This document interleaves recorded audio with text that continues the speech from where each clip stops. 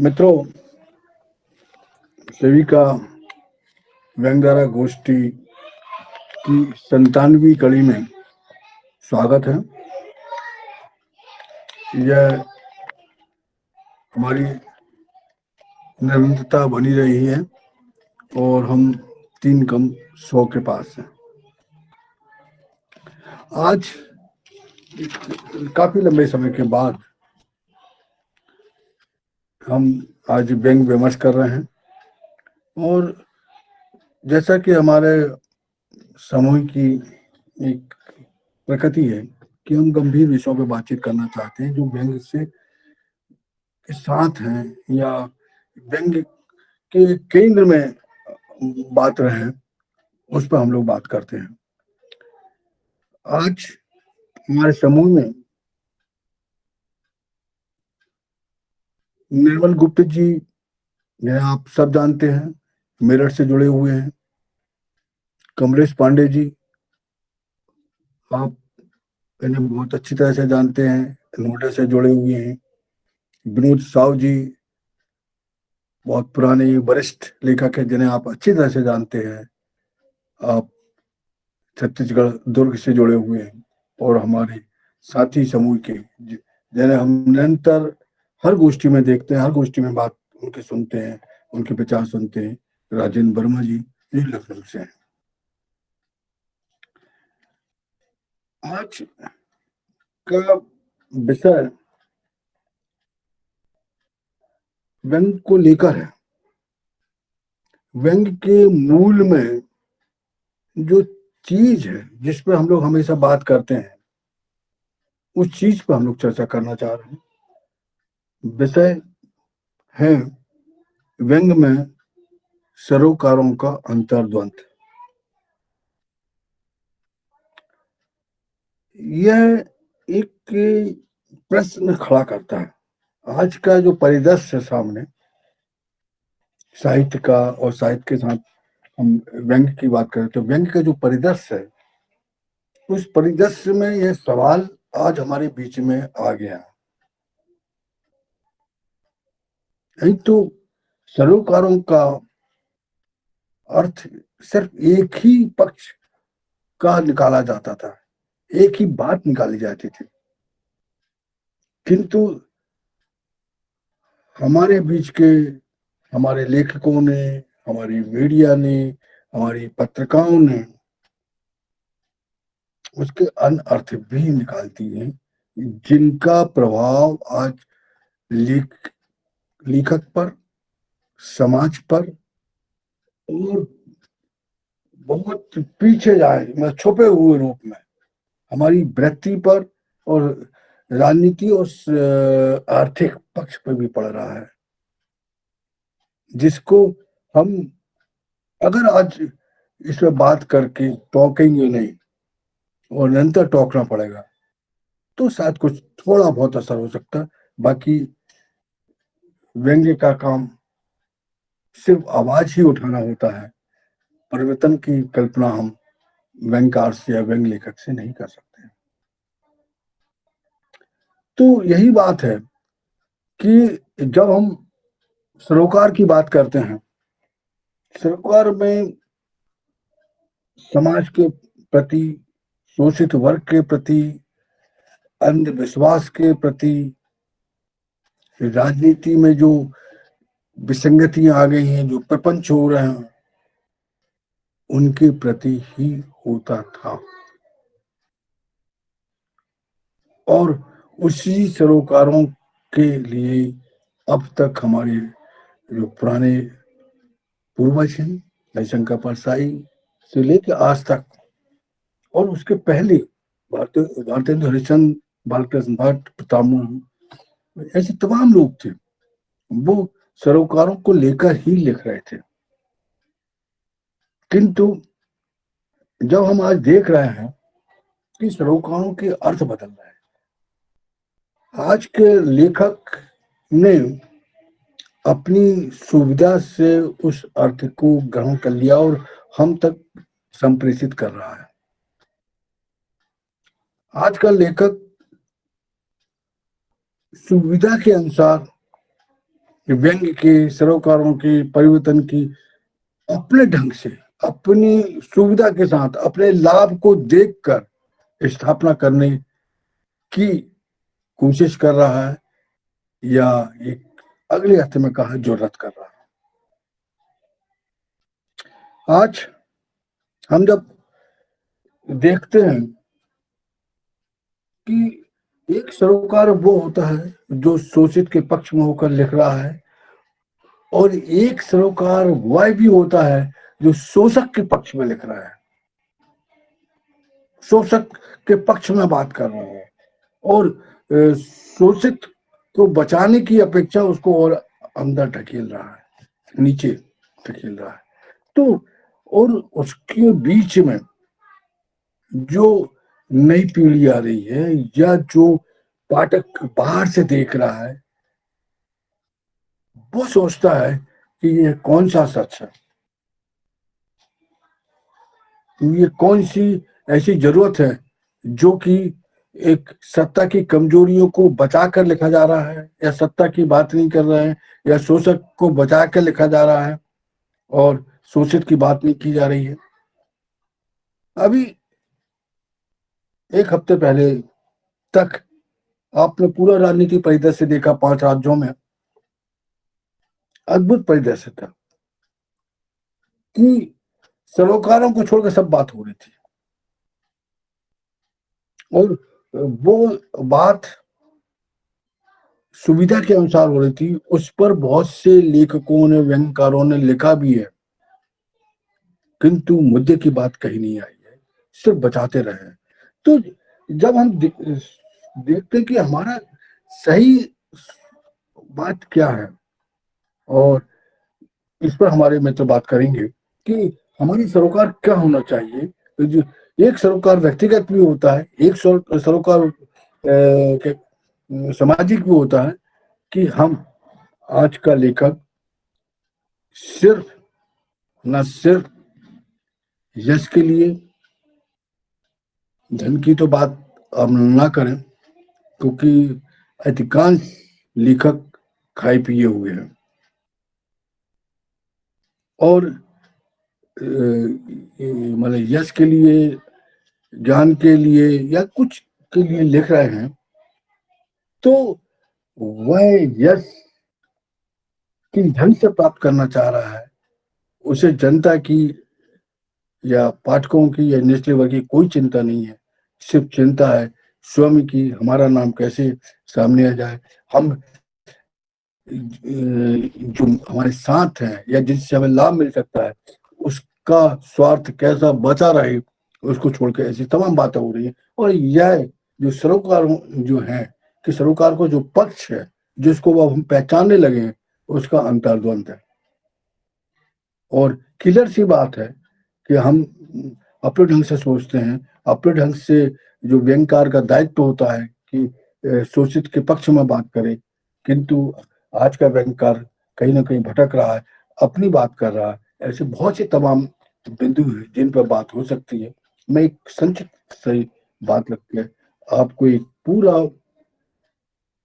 मैदान दे रहा हूं कि आप अपनी बातचीत रखें। और सर्वप्रथम हमारे मित्र व्यंग्यकार कमलेश पांडे जी, जो नोएडा में रहते हैं, अनेक पुस्तकें प्रकाशित हैं। अभी कुछ दिन पहले उनको, 2 साल पहले, ज्ञान चतुर्थी पुरस्कार भी मिला था। मैं बहुत सम्मान के साथ आमंत्रित करता हूँ कि वे अपनी बात में व्यंग्य के सरोकारों का अंतर्द्वंद की बात करें। बहुत सम्मान के साथ आमंत्रित कर रहा हूँ कमलेश पांडे जी। अनम्यूट अनम्यूट करिए, अनम्यूट करिए अपने आप को। हाँ हाँ, एक बार फिर से सबको नमस्कार। रमेश जी और सभी अधिक साथी तो अभी नहीं है, खैर। कल सैनी साहब से एक छोटी सी चर्चा भी हुई थी इस विषय पे, और सरोकारों को लेके लगभग हम सब लोगों के बीच कुछ सामान्य से कॉमन से विचार होंगे। तो मैंने एक छोटा सा आलेख इस पर लिखा और वही अभी पढ़ने की अनुमति चाहूंगा।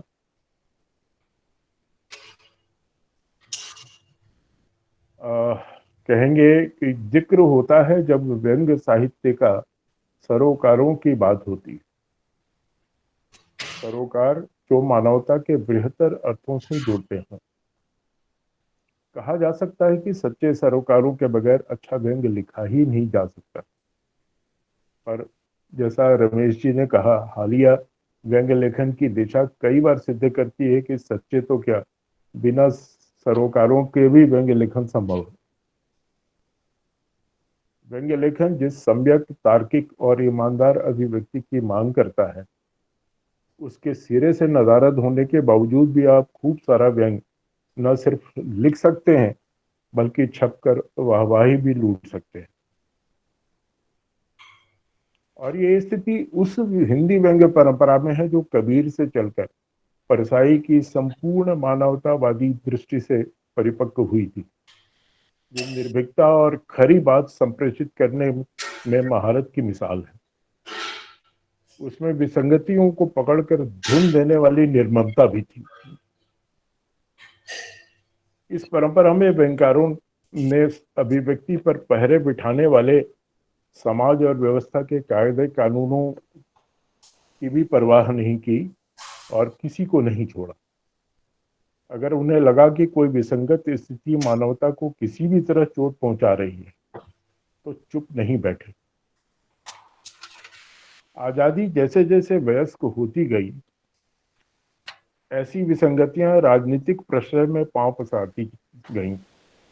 और अब जब नई पीढ़ी में आजादी के संघर्ष और शुरुआती दौर के में अस्तित्व को खड़ा करने, सजोने और संवारने की आंतरिक लड़ाइयों की स्मृतियां धुंधली पड़ने लगी हैं, वे सारी विसंगतियां सामाजिक संस्कारों में घुल मिलकर सहज स्वीकार्य होती जा रही हैं।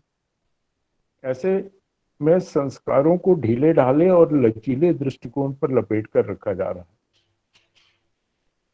ये दृष्टिकोण संकुचित, स्थानिक और तात्कालिक होता है, जिसमें अपने इर्द गिर्द की कुछ खबरें, सोशल मीडिया पर बिखरे झूठे सच्चे आधे अधूरे तथ्य और अपने संपर्क में रहने वाले चंद लोगों की मानसिकता की छाप होती है। इसके साथ होता है खुद के सरोकारी होने का आत्मविश्वास, जो कभी कभी दंभ की हद तक चला जाता है।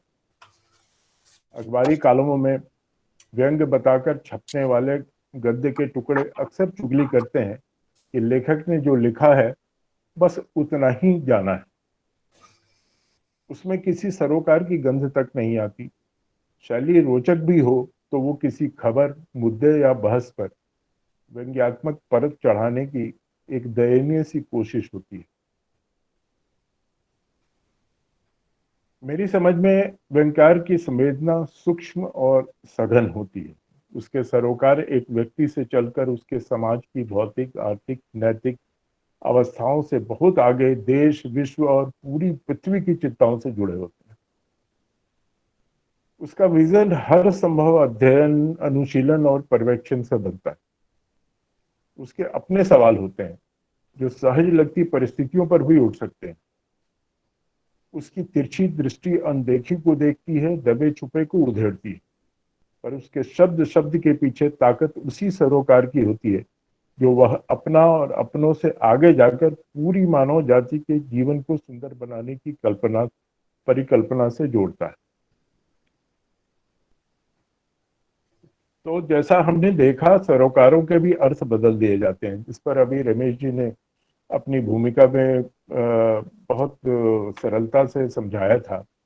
मेरे ख्याल से मैं ये कहना चाहूँगा कि जैसे राजनीतिक विचारधाराएं सामाजिक संस्कारों में सेंध लगाकर ऐसी विकृतियां पैदा कर रही हैं कि सरोकार संकुचित या किसी सीमित दायरे में सिमट गए लगते हैं, या ऐसा परसेप्शन बना दिया जाता है कि यही काम विशेष करना सरोकार कहलाता है।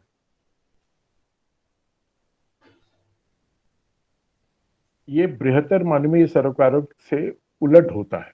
अक्सर व्यंग्यकार को इससे बचना ही होगा। हालांकि उसकी अपनी राजनीतिक विचारधारा हो सकती है, पर उसे भूलना नहीं चाहिए कि व्यंग्य धर्म उसे हर शय पर प्रश्न करने की चुनौती देता है। उसे खुद को भी नहीं छोड़ना होता, बल्कि वह व्यंग्य शुरू ही खुद पर से ही करता है। मुझे लगता है सरोकारों का अंतर्द्वंद यहीं पर है। आप कुछ विश्वासों को ओढ़कर मानने लगते हैं कि पूरी मानवता का ठेका आपके पास आ गया है। आप सुधारक और प्रवचनकर्ता बन जाते हैं,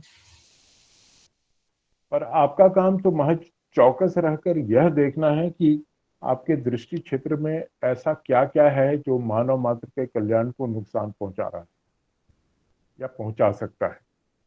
आप इशारा भर भी कर दें तो व्यंग का लक्ष्य हासिल हो सकता है, पर खुद आपके लिखे में तो कोई विसंगति ना हो, किसी ऐसे विचार का अनुमोदन न हो जो आपके समाज के दो हिस्से कर एक का हित और दूसरे का अहित कर रहा हो। एक समय था जब वामपंथी विचारधारा खुद को मानवता के पक्ष में बोलने की एकमात्र अधिकारी मानती थी। ये उतना ही बड़ा झूठ था जितना आज के राजनीतिक दर्शनों के उच्च आदर्श। हकीकत में क्या हो रहा है किसी से छुपा नहीं। राजनीतिक नारों, लक्ष्यों और घोषित आदर्शों के बरक्स वास्तविक कर्मों के बीच जो खाई होती है, उसी में कूदकर विसंगतियां ढूंढना जो व्यंग्यकार का काम है। समय के साथ देश की परिस्थितियां और निजाम बदलते रहते हैं। अनूप जी अनूप शुक्ल की टिप्पणी पर खैर, समय के साथ देश की परिस्थितियां और निजाम बदलते रहते हैं। निजाम कोई भी हो, परिणाम अच्छे बुरे दोनों आते हैं। यहाँ अच्छे की विरुद्धावली गाना व्यंग्यकार का काम नहीं है। आज भी बहुत कुछ अच्छा है, बेहतरी की दिशा में भी है। विचारधाराएं भी उलट पुलट गई हैं और सतह पर ठीक ही प्रतीत होती हैं, हो सकती है। एक आम आदमी की हैसियत से व्यंग्यकार भी इस उथल पुथल से अछूता नहीं रह सकता। यहीं अपने संस्कारों को परखने की घड़ी आती है। इन परिवर्तनों को गहराई से परख कर ही जाना जा सकता है कि ये जेन्युइन है, पूरी मानवता और प्रकृति के हित में है अथवा नहीं। हाशिए पे बैठा वो आखिरी आदमी जिसे आजादी के फलों की एक नन्ही फांक भी नहीं मिली, क्या उस पर नजर जा रही है? यहाँ सामाजिक संस्कारों के साथ आर्थिक दृष्टि से भी संतुलित नजरिए की दरकार है। अपनी जानकारी को भी पूरा विस्तार देना होगा, संवेदना को तो 24 कैरेट शुद्ध मानवीय रखना है। राजनीति को विभाजन से ही फायदा पहुंचता है, व्यंग्यकार की मगर सम्यक दृष्टि रखनी होती है। समाज का कोई भी अंग कष्ट में हो, मानवता घायल हो सकती है। वर्तमान दौर में कई समाज आर्थिक नैरेटिव गढ़े जा रहे हैं। नए भारत के स्वप्न में कई छद्म छुपे हो सकते हैं। व्यंग्य ने हमेशा इन छद्मों को बेनकाब किया है। हमारे अग्रज अपने सरोकारों को लेकर कभी विभ्रम का शिकार नहीं रहे। गरीबी हटाओ जैसे लुभावने नारों की भी संपूर्ण समीक्षा की और उसकी पोलें खोलकर दिखाई। अभी चमकते भारत के पीछे छुपे अंधेरे धब्बों को ढूंढना और प्रभावी ढंग से दिखाना व्यंग्यकार की ही जिम्मेदारी है। ये देखना दुखी करता है कि व्यंग्य कहलाती कई रचनाओं में राजनीतिक लफाजियों से प्रेरित तथ्य कुछ ऐसे सिद्धांतों का अनुमोदन करते नजर आते हैं जिनका कोई मानवीय दृष्टिकोण तो हरगिज नहीं हो सकता, बल्कि वे तो उसके उलट भी अर्थ ध्वनित करते हैं। यह विचलन पूरे व्यंग्य साहित्य की प्रामाणिकता को संदिग्ध बना सकती है। तो ये सही समय है कि जब हम व्यंग्य लिखने वाले अपने अपने संस्कारों को परखें कि उसमें किसी तरह का इन्फेक्शन तो नहीं।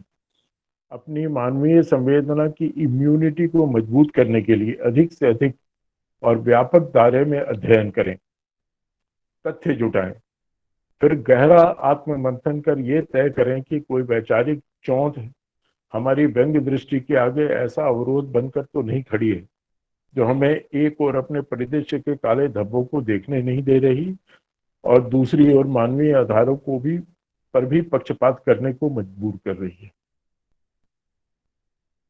एक व्यंग्यकार के लिए सच्चे और संपूर्ण मानवीय संस्कारों का क्या कोई विकल्प है? धन्यवाद, मुझे इतना ही कहना था।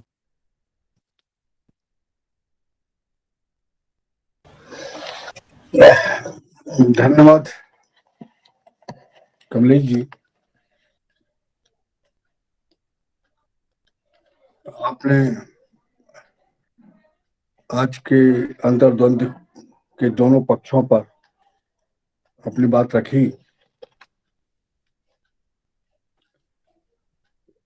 सरोकारों को समझने के लिए, पढ़ने के लिए या दृष्टि संपन्न करने के लिए अध्ययन की जरूरत को आपने महसूस किया और बताया। उस साथ में यही भी कहा कि आपकी राजनीतिक विचारधारा कुछ भी हो सकती है, किंतु उस राजनीतिक विचारधारा के पीछे या कोई में आप इतना मुग्ध ना हो जाएं कि आपके मानवीय सरोकार है या मानवीयता के जो बिंदु हैं उनमें कहीं धब्बा न लगे। एक महत्वपूर्ण बात है, हम कहीं ना कहीं किसी भी विचारधारा के हों, किंतु मानवीयता की बात तो करनी ही पड़ेगी, उससे हम बच नहीं सकते। उस गैर मानवीयता, संवेदनहीनता के पक्ष में हम खड़े ही नहीं हो सकते। और जो खड़ा हो रहा है तो वो लेखक नहीं हो सकता है, वो कुछ और भी हो सकता है। और आज के दूसरे वक्ता श्री राजेंद्र वर्मा जी लखनऊ से आते हैं और बहुत वैचारिक ढंग से, तथ्यात्मक रूप से अपनी बात रखते हैं। मैं उन्हें बहुत सम्मान के साथ आमंत्रित करता हूँ। श्री राजेंद्र वर्मा जी।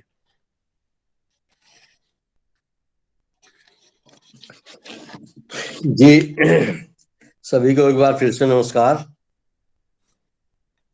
मित्रों, विषय काफी स्पष्ट हो चुका है और कमलेश जी ने भी काफी बातें साफ कर दी हैं।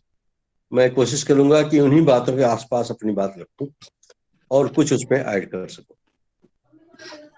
तो मित्रों, सबसे पहला तो विमर्श, जब सरोकारों की बात उठती है तो पहला सवाल यही उठता है कि हम आखिर क्यों लिखते हैं। हमारे जो सामाजिक सरोकार हैं वही हमसे लिखवाते हैं, और एक लेखक के नाते हम यही चाहते हैं कि दुनिया बदले, विसंगतियां खत्म हों और लोगों में एक मनुष्य भाव की रक्षा हो। अब दूसरा सवाल है कि एक लेखक का सरोकार क्या होना चाहिए, खासतौर से व्यंग्य लेखक का। जाहिर सी बात है कि जो व्यंग्य लेखक है वो एक आलोचनात्मक लेखन करता है, यानी साहित्य में तो सभी चीजें शामिल हैं, लेकिन जो सामाजिक या व्यवस्था की आलोचना करता हो वो साहित्य व्यंग्य की श्रेणी में आता है। तो एक लेखक का सरोकार क्या होना चाहिए? जाहिर सी बात है कि जो गड़बड़ी है उसका उद्घाटन और उसके जो कारक हैं उस पर प्रहार। परसाई जी को अगर याद कर लें तो उनके शब्दों में व्यंग्य जीवन से साक्षात करता है, विसंगतियों, अत्याचारों, मिथ्याचारों और पाखंडों का पर्दाफाश करता है। अब सवाल ये है कि जो विसंगति, अत्याचार, मिथ्याचार है, ये हर लेखक की दृष्टि में क्या एक उभयनिष्ठ तत्व है? क्या सभी उसको मानते हैं? हो सकता है कोई उसको मिथ्याचार न माने। एक लेखक की दृष्टि में एक धार्मिक कर्मकांड मिथ्याचार नहीं है, दूसरे के है। तो ये कुछ भिन्नता हो सकती है, लेकिन जब ऐसे प्रश्न खड़े हों तो हमें तटस्थ होकर देखना पड़ेगा कि जैसे एक निरपेक्ष भाव की, साक्षी भाव जिसको भी कहना चाहिए, आध्यात्मिक अगर दृष्टि से बात कर लें तो एक साक्षी भाव कि हम भी उसमें एक पात्र हैं, हम देख रहे हैं, हम चीजों के जब विश्लेषण करते हैं तो हम एक चिंतक की हैसियत से भी एक विश्लेषित किए जाने वाले पात्र के रूप में भी खड़े हैं। अब जो इससे जुड़ी मुख्य बात है वो है कि अंतर्द्वंद, जो सरोकारों का जो अंतर्द्वंद है वो पैदा कब होता है। अब पैदा तो तभी होगा जब विचार और लेखन में एक रूपता न हो, सामंजस्य न हो, कुछ गड़बड़ी हो। गांधी जी कहते हैं कि इंसान वास्तव में तब खुश और संतुष्ट होता है जब उसकी कथनी, करनी और विचारों के बीच सामंजस्य हो। तो लेखक को भी जो सृजन का सुख मिलता है वो तभी सुख उसको मिलता है जब उसको एक अपने अच्छे विचारों से, एक निरपेक्ष विचारों को किसी रचना में, अपने अनुभव को एक सृजनात्मक ढंग से किसी रचना में ढालता है, तभी उसको सृजन की प्रसन्नता मिलती है। और इसमें जाहिर सी बात है अगर अंतर्द्वंद होगा तो उसकी दृष्टि साफ नहीं होगी और वो सृजन का सुख से भी वो स्वयं वंचित रहेगा और दूसरों को तो खैर वो क्या देगा। तो ये एक बहुत महत्वपूर्ण बात है। अब एक सवाल इसके साथ और जुड़ा है कि अंतर्द्वंद कैसे पैदा होता है। मेरी समझ से अंतर्द्वंद के दो कारण। एक तो ये है कि हम सोचते कुछ हैं और व्यक्त कुछ करते हैं, इसके पीछे हमारी स्वार्थ वृत्ति काम करती है और हम नायक, प्रतिनायक और खलनायक सबसे संतुलन साधने की कोशिश करते हैं। नतीजा कि हमारी प्रतिबद्धता खटाई में पड़ जाती है, हमको पता ही नहीं कि हमें कहाँ खड़े होना है।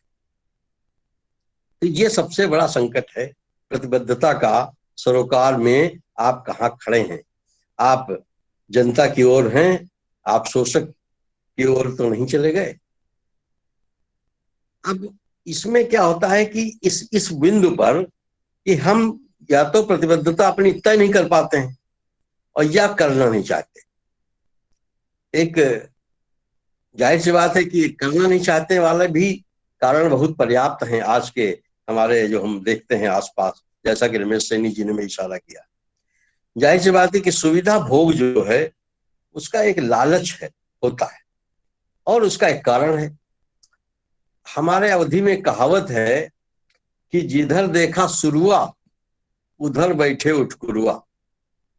मतलब जो फायदा जहां दिख रहा है वहां, चाहे वो छपने का हो, चाहे सम्मानित होने का हो, चाहे किसी और प्रकार का कोई लाभ में दिखता हो, तो उसकी जो है उसके हाँ में हाँ मिला देते हैं। उसकी विचारधारा कुछ भी हो, वो चाहे उसका तंत्र शोषण का कुछ भी हो, जन कल्याण से उसका कोई मतलब नहीं। अंतर्द्वंद में जो एक बात आती है सरोकारों में अंतर्द्वंद की, तो एक इसका एक और भी कारण है जो मैं समझता हूं। वो कारण है कि जिन मूल्यों और अवधारणों पर हम आश्रित, अवलंबित होकर अपने विचारों की नींव रखते हैं, वही धराशायी होते दिखते हैं कभी कभी। जैसे हम किसी आदर्श की खोज में रहते हैं लेकिन पता लगा कि हम चले गए, वो आदर्श ही फर्जी निकला। लेकिन यहाँ व्यंग का काम तब और जटिल हो जाता है। व्यंगकार उन मूल्यों के भी बहस के केंद्र में रखना होता है। व्यंगकार को अपने को उन मूल्यों के केंद्र में भी रखना होता है जो बरसों से प्रचारित होते आए। ईमानदारी केवल प्रदर्शन चीज नहीं है, वो व्यवहार की चीज है।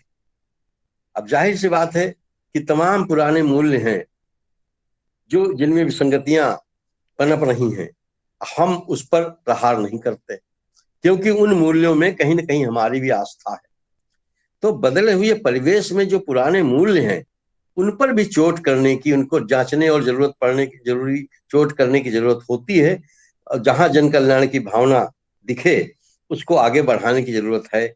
वैज्ञानिकता का पुट जहां नहीं है उस पर उसके बारे में बात करने की जरूरत है। तो ये तब उसका जो है एक सही ढंग से हमारा पक्ष स्पष्ट होगा। तो हम व्यंग जो में का जो एक सरोकार है उसके प्रति ईमानदारी से हम बरत पाएंगे।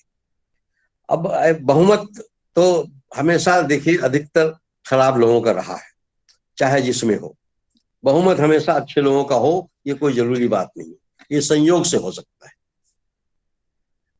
अब एक पहलू और मैं अंतर्द्वंद के मामले में कि जो शिल्प है, इसका व्यंग का शिल्प है, जब हम किसी रचना को ज्यादा पठनीय, ज्यादा ग्राह्य और ज्यादा लोकप्रिय बनाने के चक्कर में हम रहते हैं, तो उसमें मनोरंजन का तत्व बनाने के फेर में पड़ जाते हैं। और नतीजा ये है कि वो रचना किसी काम की नहीं रह जाती है, एक साहित्य निकष पर वो खरी नहीं उतरती। और आजकल जो छपास का जिनको रोग है, या अखबारों में जो सीमाएं हैं, उनका जो ट्रेंड है, उसके हिसाब से यही अधिकतर हो रहा है। तो यहाँ पे जो मूल बात है, वो हमें प्रेमचंद को भी याद करने की जरूरत है। प्रेमचंद कहते हैं कि साहित्य जो है वो लेखक का मनोवैज्ञानिक जीवन चरित्र है। साहित्य जो है लेखक का मनोवैज्ञानिक जीवन चरित्र है, यानी सामाजिक जीवन तो वो जीता ही जीता है, लेकिन लेखन की भूमिका में जब उतरता है, लेखक की भूमिका में जब उतरता है, तो वो बहुत ही एक मनोवैज्ञानिक रूप से अलग जीवन जीता है। और हमें जो पाठक है वो उसी जीवन से ताल्लुक रखता है, उसके सामाजिक जीवन से उसका कोई सरोकार नहीं होता है। तो इसलिए व्यंग लेखक को बहुत सावधानी से विषय का चुनाव करना होता है और उसके सूक्ष्म विश्लेषण में सरोकार के साथ उपस्थित होना होता है। और व्यंगकार कभी जब सरोकार से बच निकलने की कोशिश करता है तो अंतर्द्वंद की स्थिति पैदा होती है। अब मैं एक दो बातें और कहना चाहूंगा कि जैसे हालांकि काफी बात हो चुकी है, पहले भी इशारा हो चुका है, लेकिन कुछ बात उसको मैं साफ तौर पे कहना चाहता हूं कि व्यंग लेखक जब समाज में फैली विसंगतियों को पहचानने की कोशिश करता है, तो तमाम ऐसी विसंगतियां होती हैं जिनकी वह ठीक से पहचान नहीं कर पाता, उसके संस्कार के विरुद्ध होता है।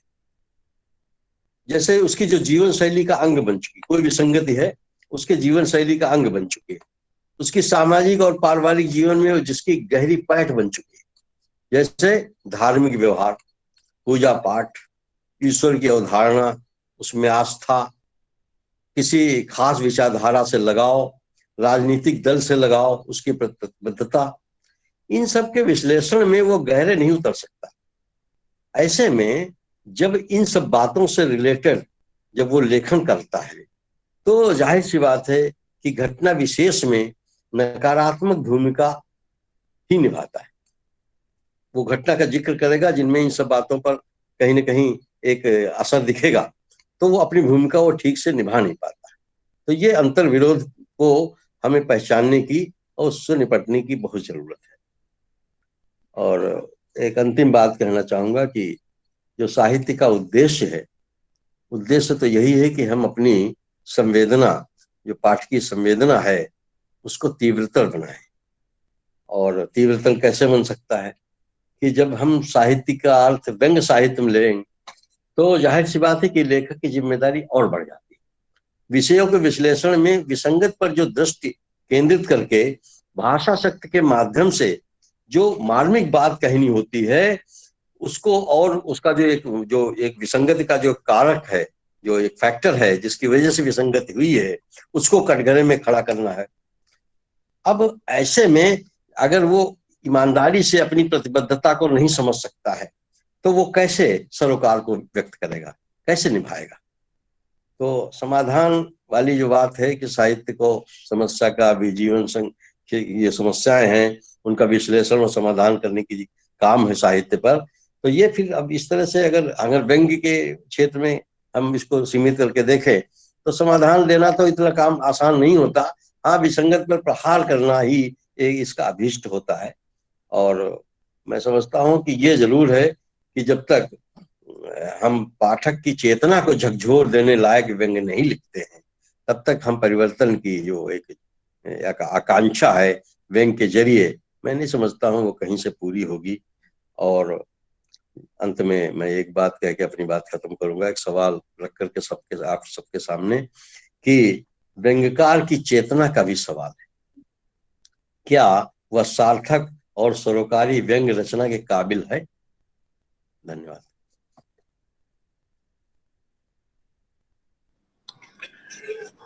बहुत बहुत आभार वर्मा जी, आपने बहुत बारीकी से उन विसंगतियों पर उंगली रखी जो हमारे दर्द की वजह है। आप जब कहते हैं कि व्यंग्यकार विसंगतियों की पहचान करके लिख रहा है और उसके सामने अनेक ऐसी विसंगतियां आती हैं जो उसके चरित्र में है, उसके जीवन में, उसके अनेक उदाहरण दिए, धर्म आर्थिक के कई पक्ष हो सकते हैं। तो उन विसंगतियों को वो सही ठहरा रहा है, तो वो सही ढंग से कैसे लिख पाएगा, यही भी एक विचारणीय प्रश्न है। और निश्चित है कि वहां पर वो लेखक, वह व्यंग्यकार पक्षपात कर जाएगा, और यही पक्षपात या उस लेखक का जो एक अंतर्द्वंद होगा विसंगतियों के प्रति, अपनी चेतना के प्रति, उस विसंगतियों से जिसकी अपेक्षा को जन और पाठक करता है, उससे न्याय नहीं कर पाएगा। इस विषय पर जब हम मित्रों से बात कर रहे थे तो हमारी बातचीत शिवराम त्रिपाठी जी से हुई थी कि भाई आपको इसमें सहभागिता देना है, किंतु आज उनका अन्यत्र शहर से बाहर का एक कार्यक्रम था जिस पे उनको जाना था, तो उन्होंने बताया कि मैं शामिल नहीं हो पाऊंगा, फिर भी मुझे आप विषय बता दें तो मैं थोड़ा सा विचार करूंगा। तो हमने विषय भेज दिया था तय होने के बाद, तो उन्होंने टिप्पणी भेजी हमको। उन्होंने कहा है कि अगर आप, क्योंकि हमारी यह परंपरा नहीं है, तो क्या अगर आप चाहें तो इसका उल्लेख या बात कर सकते हैं। देखिए, तो मैंने कहा ठीक है। तो उनकी भी चिंता यही थी।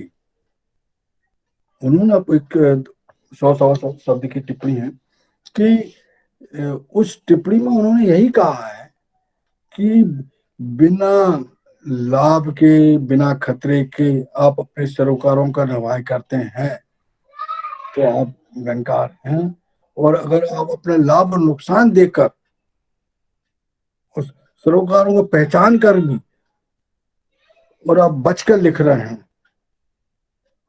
खतरा मोल नहीं ले रहे हैं, लाभ और हानि की बात कर रहे हैं, तो आप नहीं बच सकते हैं, और व्यंग्य का लेखन ऐसा नहीं हो सकता। ये तमाम चीजें उन्होंने काफी चीज लिखी हैं। तो मैं बीच में अगर हमें समय मिलेगा तो उस पर मैं उनकी एक टिप्पणी पढ़ भी दूंगा या 2-4 लाइन पढ़ दूंगा मात्र। अब मैं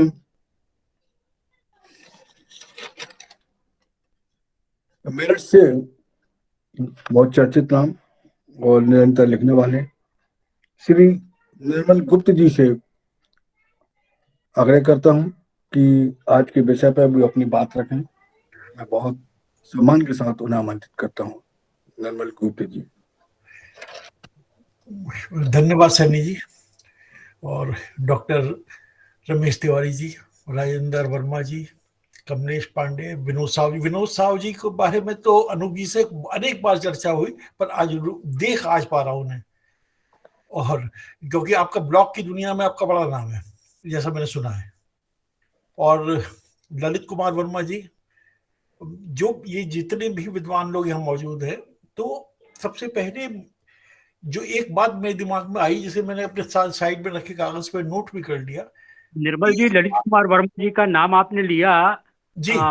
ललित कुमार वर्मा पदुमलाल पुन्नालाल बख्शिश जनपीठ के अध्यक्ष हैं। ओके, अरे वाह, अरे वाह। हाँ, तो अभी जो बात कह रहा था, मैं ये कह रहा था कि जो हम लोगों ने जो विषय रखा है, और अभी जितने दो विद्वानों की मैंने बात सुनी, एक बात नहीं समझ में आती मेरे, कि हमारी ट्रेन जो है वो जबलपुर पे क्यों रुकी हुई है। इतना इतना गंगा जमुना में और शिप्रा में और इतना पानी बह गया, तो हमारी ट्रेन जबलपुर से चलती क्यों नहीं आ गई। हमारी कहानी जो है वो प्रेमचंद पे रुकी हुई है।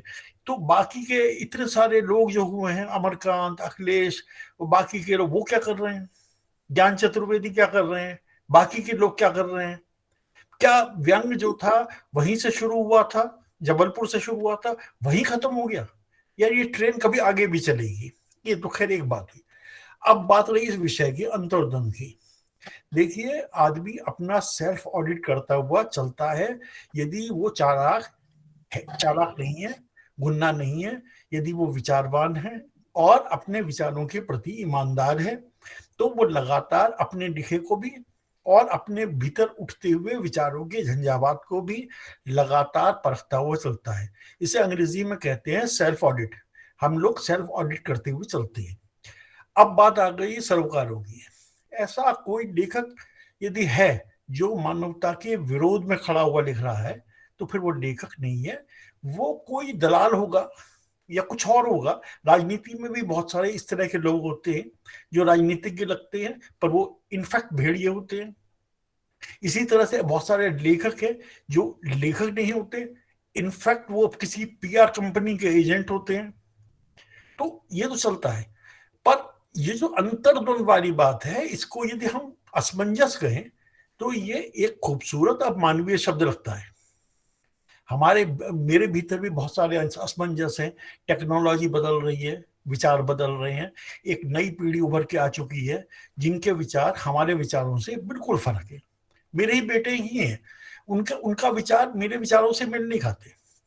जैसे मैंने उनसे कहा कि हमें कुछ एक्सपोर्ट का काम करना चाहिए, तो उसने कहा कि हम पहले आइटम नहीं बनाएंगे, हमें जहां पे सामान बेचना है जिस देश में, उस देश की सेंसिबिलिटी को परखने की कोशिश करेंगे। तो अब ये चीजों को देखने के दो तरीके हो गए। एक तरीका हो गया कि हम फूल की तरफ देखें और फिर हमें बीज पे यकीन एकदम से हो जाएगा। दूसरा तरीका ये होता है हम बीज से फूल की तरफ देखें तो वो आह्लाद और आश्चर्य का पल होता है।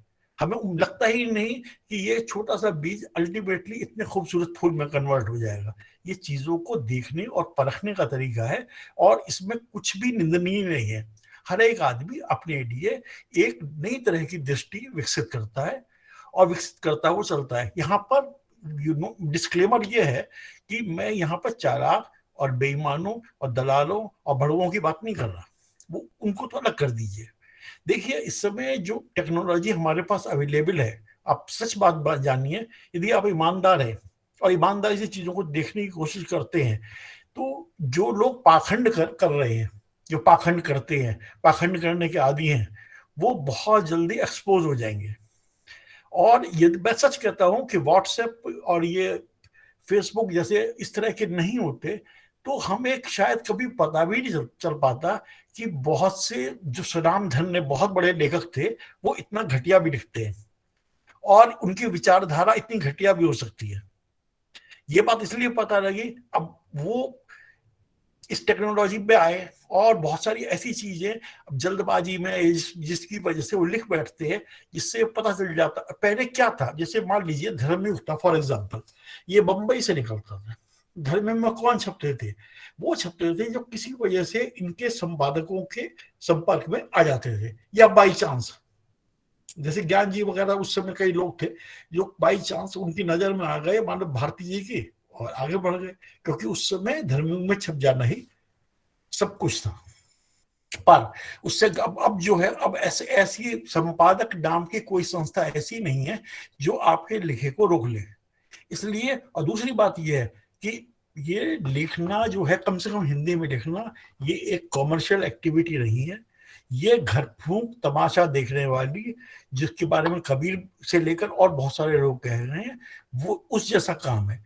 यदि ये नॉन कॉमर्शियल एक्टिविटी है तो इसको उसी तरीके से करिए ना जिस तरीके से और तमाम, जैसे आप अपने बच्चे का पालन पोषण करते हैं, वो बगल में सो रहा है और आप पास में बैठे हुए सिर्फ उसे देख रहे हैं, सिर्फ इसलिए देख रहे हैं कि उस बच्चे का कहीं कोई अहित ना हो जाए, पलंग से ना गिर जाए। तो इस वहां पर कोई कॉमर्स नहीं जुड़ा हुआ है। और हमारी जितनी भी मानवता की खूबसूरत चीजें हैं वो नॉन कॉमर्शियल एक्टिविटीज हैं। जहां पर कॉमर्स जुड़ जाता है वहां तो स्वार्थ का आना पक्का है और फिर आपकी वैचारिकता वो कभी नहीं रहेगी जो आपकी वैचारिकता थी। देखिए, मैंने कोई इस विषय पर कोई लेख या आलेख लिख के तैयार नहीं करा है। जो बात मेरे दिमाग के अंदर या दिल में उठ रही है उसको सीधा सीधा कहने की कोशिश कर रहा हूँ। ये हो सकता है कि कुछ बातें आपको विषेतर लगे तो मुझे बीच में टोक दीजिएगा, तो उसमें मुझे कोई दिक्कत नहीं है। पर इस बात को भी समझिए कि व्यंग जो है अब मल्टी डायमेंशनल हो गया है। व्यंग वो नहीं हो गया है कि किसी एक चीज को लेके आपने किसी की खिल्ली से उड़ा दी, किसी जैसे पहले करते थे ना होली पे कि कोई आदमी नीचे से निकल रहा है, आप छज्जे पे से खड़ के कांटा लगा के उसकी टोपी उठा लेते थे और इसी को माना जाता था कि ये बहुत बड़ा हास्य, ये व्यंग है। अब व्यंग ऐसा नहीं है, व्यंग बहुत आगे जा चुका है। और सच बात जानिए कि ये इस पे विमर्श राजनीति में जिस तरह का विमर्श होता है उस तरह से इसका विमर्श नहीं किया जा सकता। इसको आंकने के अलग से टूल्स अभी शायद डेवलप नहीं हुए हैं, पर या डॉक्टर रमेश तिवारी बता पाएंगे, यदि हो भी गए हो तो मुझे ठीक से पता नहीं है। पर अभी जो मुझे ऐसा लगता है कि हमारा अंतर्द्वंद या असमंजस वो इस बात को लेकर जरूर है। मैं इस बात को परखने की लगातार कोशिश करता हूं कि जिसको चीजों को मैं सोच रहा हूं वो कब किसी भी मेरे पूर्वाग्रह की वजह से कहीं गलत दिशा में तो नहीं जा रहे, या मेरे रिएक्ट करने का, सोचने का तरीका कोई कुछ गलत तो नहीं है। यदि मैं खाली, देखिए छपना इस समय कोई समस्या नहीं है, छपना इसलिए समस्या नहीं है, इतने जो भी अखबार निकल रहे हैं फ्री में लिखने वाले और जगह भरने के लिए उनके पास जगह है, उन्हें आदमी चाहिए तो छप। और वैसे भी ये सोशल मीडिया पे जैसे विनोद साव जी तो लोग जानते ही हैं कि ब्लॉग है और ब्लॉग का रीच खूब होता है, ये मैंने अच्छे से देख लिया। यदि आप ढंग की चीज लिखते हैं तो उसे हजारों लाखों लोग पढ़ते हैं और इंडिया में नहीं, इंडिया से बाहर भी पढ़ते हैं और खूब रिएक्ट करते हैं। तो इस समय लिखना, इसमें छपना अपना कोई समस्या नहीं है। इस समय अंतर्द्वंद जो होना ये चाहिए इस समय कि जो हम लिखें बहुत ईमानदारी से लिखें बस इसमें। और दूसरी बात यह कि जो इसके परसाई जी के बाद जिन और लोगों ने जो आज के समय में बढ़िया लिख रहे हैं, कुछ थोड़ी बहुत निशानदेही हम उन लोगों की भी कर दें तो होगा क्या। हम लोग आपस, जैसे ये बहुत बढ़िया व्यंग धारा ने जो काम शुरू किया है ये इसलिए बहुत कमाल का काम है कि वरना इस तरह के विचार विमर्श कहीं हो ही नहीं सकते थे। होता क्या था, एक स्टेज बना हुआ है, एक आदमी माइक पर उस पर खड़ा हो गया। अब वो जैसे ज्ञान जी कहते हैं कि वो उसके अंदर उसने अंडरवियर पहन रखा है, उसका नाड़ा टूट गया।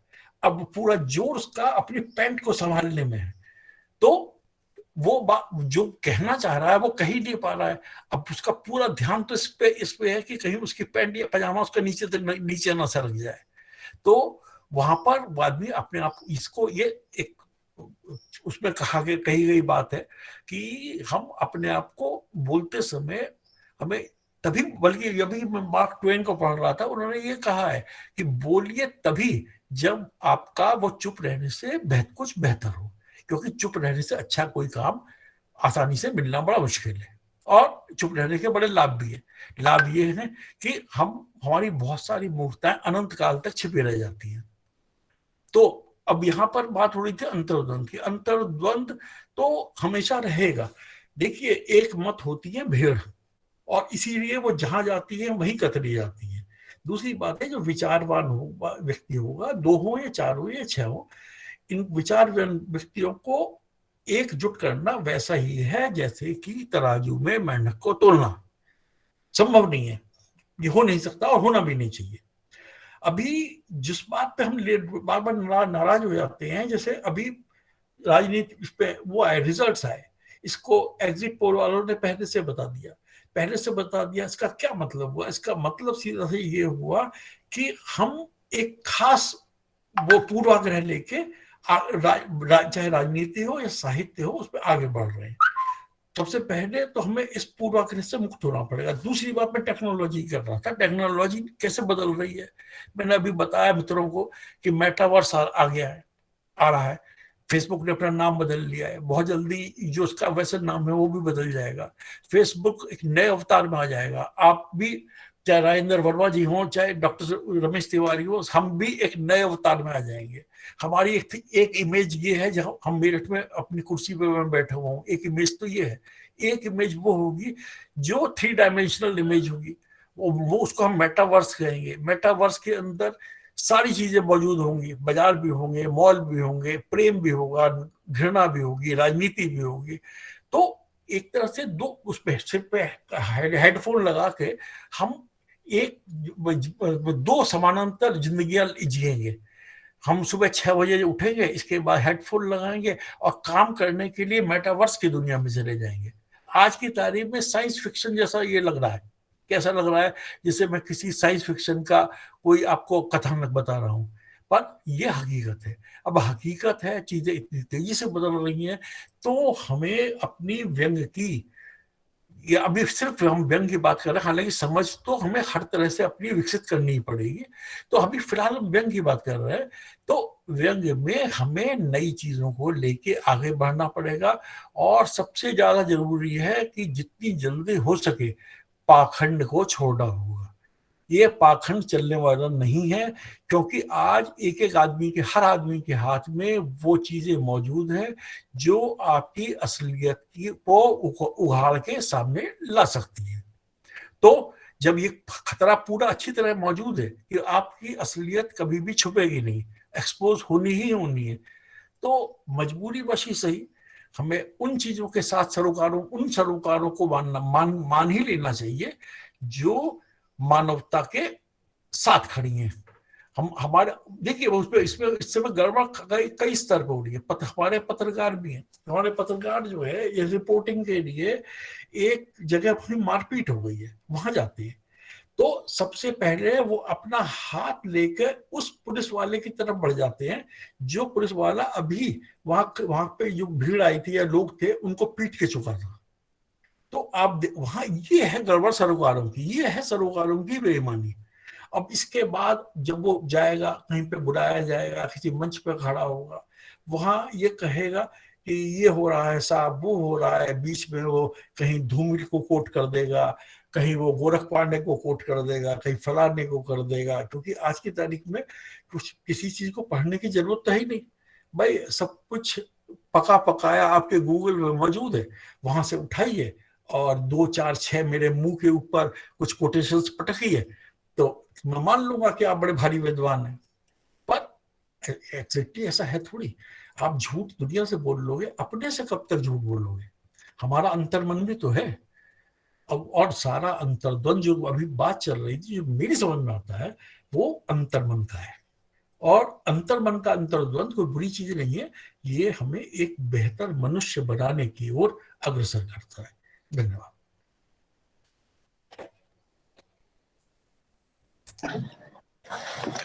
बहुत बहुत धन्यवाद गुप्ता जी। आपने एक नई दुनिया की बात रखी, व्यंग्य के पाखंड, व्यंग्य की सरोकारों, व्यंग्य में क्या अंतर्द्वंद चल रहा है उस पर अपनी बात रखी। और एक महत्वपूर्ण बात से आपने जो इतना वक्तव्य का अंत किया कि दुनिया से झूठ तो बोल लोगे, अपने से कब तक कैसे झूठ बोल पाओगे। और साथ में यह भी कहा कि अंतर्द्वंद बेहतर बनाने का एक क्रम है, उस अंतर्द्वंद से आप अपने को बेहतर कर सकते हो।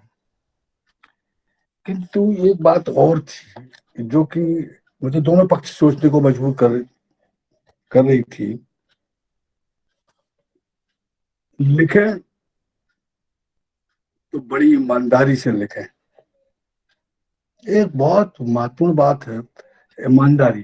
किंतु यहीं पे एक अंतर्द्वंद मेरे मन में आया कि वो ईमानदारी किसके पक्ष में होनी चाहिए। यह लेखक, कौन सा लेखक तय करेगा है कि जो सत्ता के पक्ष की बात ईमानदारी से लिखेगा या सत्ता के विरोध की कमजोरियों की बात ईमानदारी से लिख पाएगा।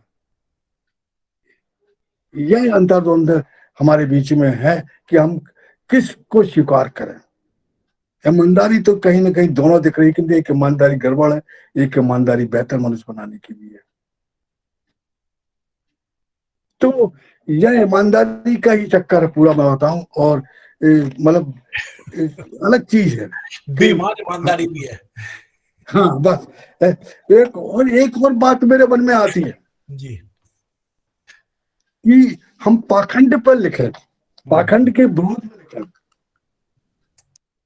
किंतु हम पाखंड को रच के या एक ऐसा पाखंड को उजागर करके हम सत्ता पक्ष के बारे में बात करते हैं।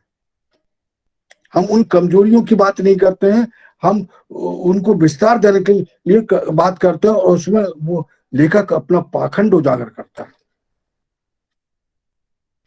मतलब सामाजिक पाखंड या दूसरे पाखंड की बात नहीं करता, अब एक खुद अपने एक पाखंड रचता है। तो क्योंकि आज के दिन मैंने लगभग 4-5 व्यंग पढ़े, छोटे बड़ी सब मिला के, तो उसमें यही बात आई कि सरोकार कहीं नहीं दिख रहा है, कुछ नहीं दिख रहा है, और सिर्फ व्यंगकार दिख रहा है, लेखक दिख रहा है, जो आयोजन हो रहे हैं वो लिख रहे हैं। व्यंगकार का लेखन सामाजिक सरोकार के पास होना चाहिए, न कि कुछ और दूसरी गलती हो, किंतु यह बहुत सरल रास्ता है, इस पर लिखा जा सकता है और इससे कहीं कुछ बिगड़ नहीं जाता। किंतु जब हम सरोकार की बात करते हैं तो बहुत खतरे उठाने पड़ते हैं, और वो खतरे आज का लेखक नहीं उठा रहा है। बड़ी ईमानदारी से बात है, कोई साहित्यकार नहीं उठा रहा, और वो बच के लिख रहा है। और आज की बात में काफी विस्तार से बातचीत हो रही है, बढ़िया बातचीत हो रही है।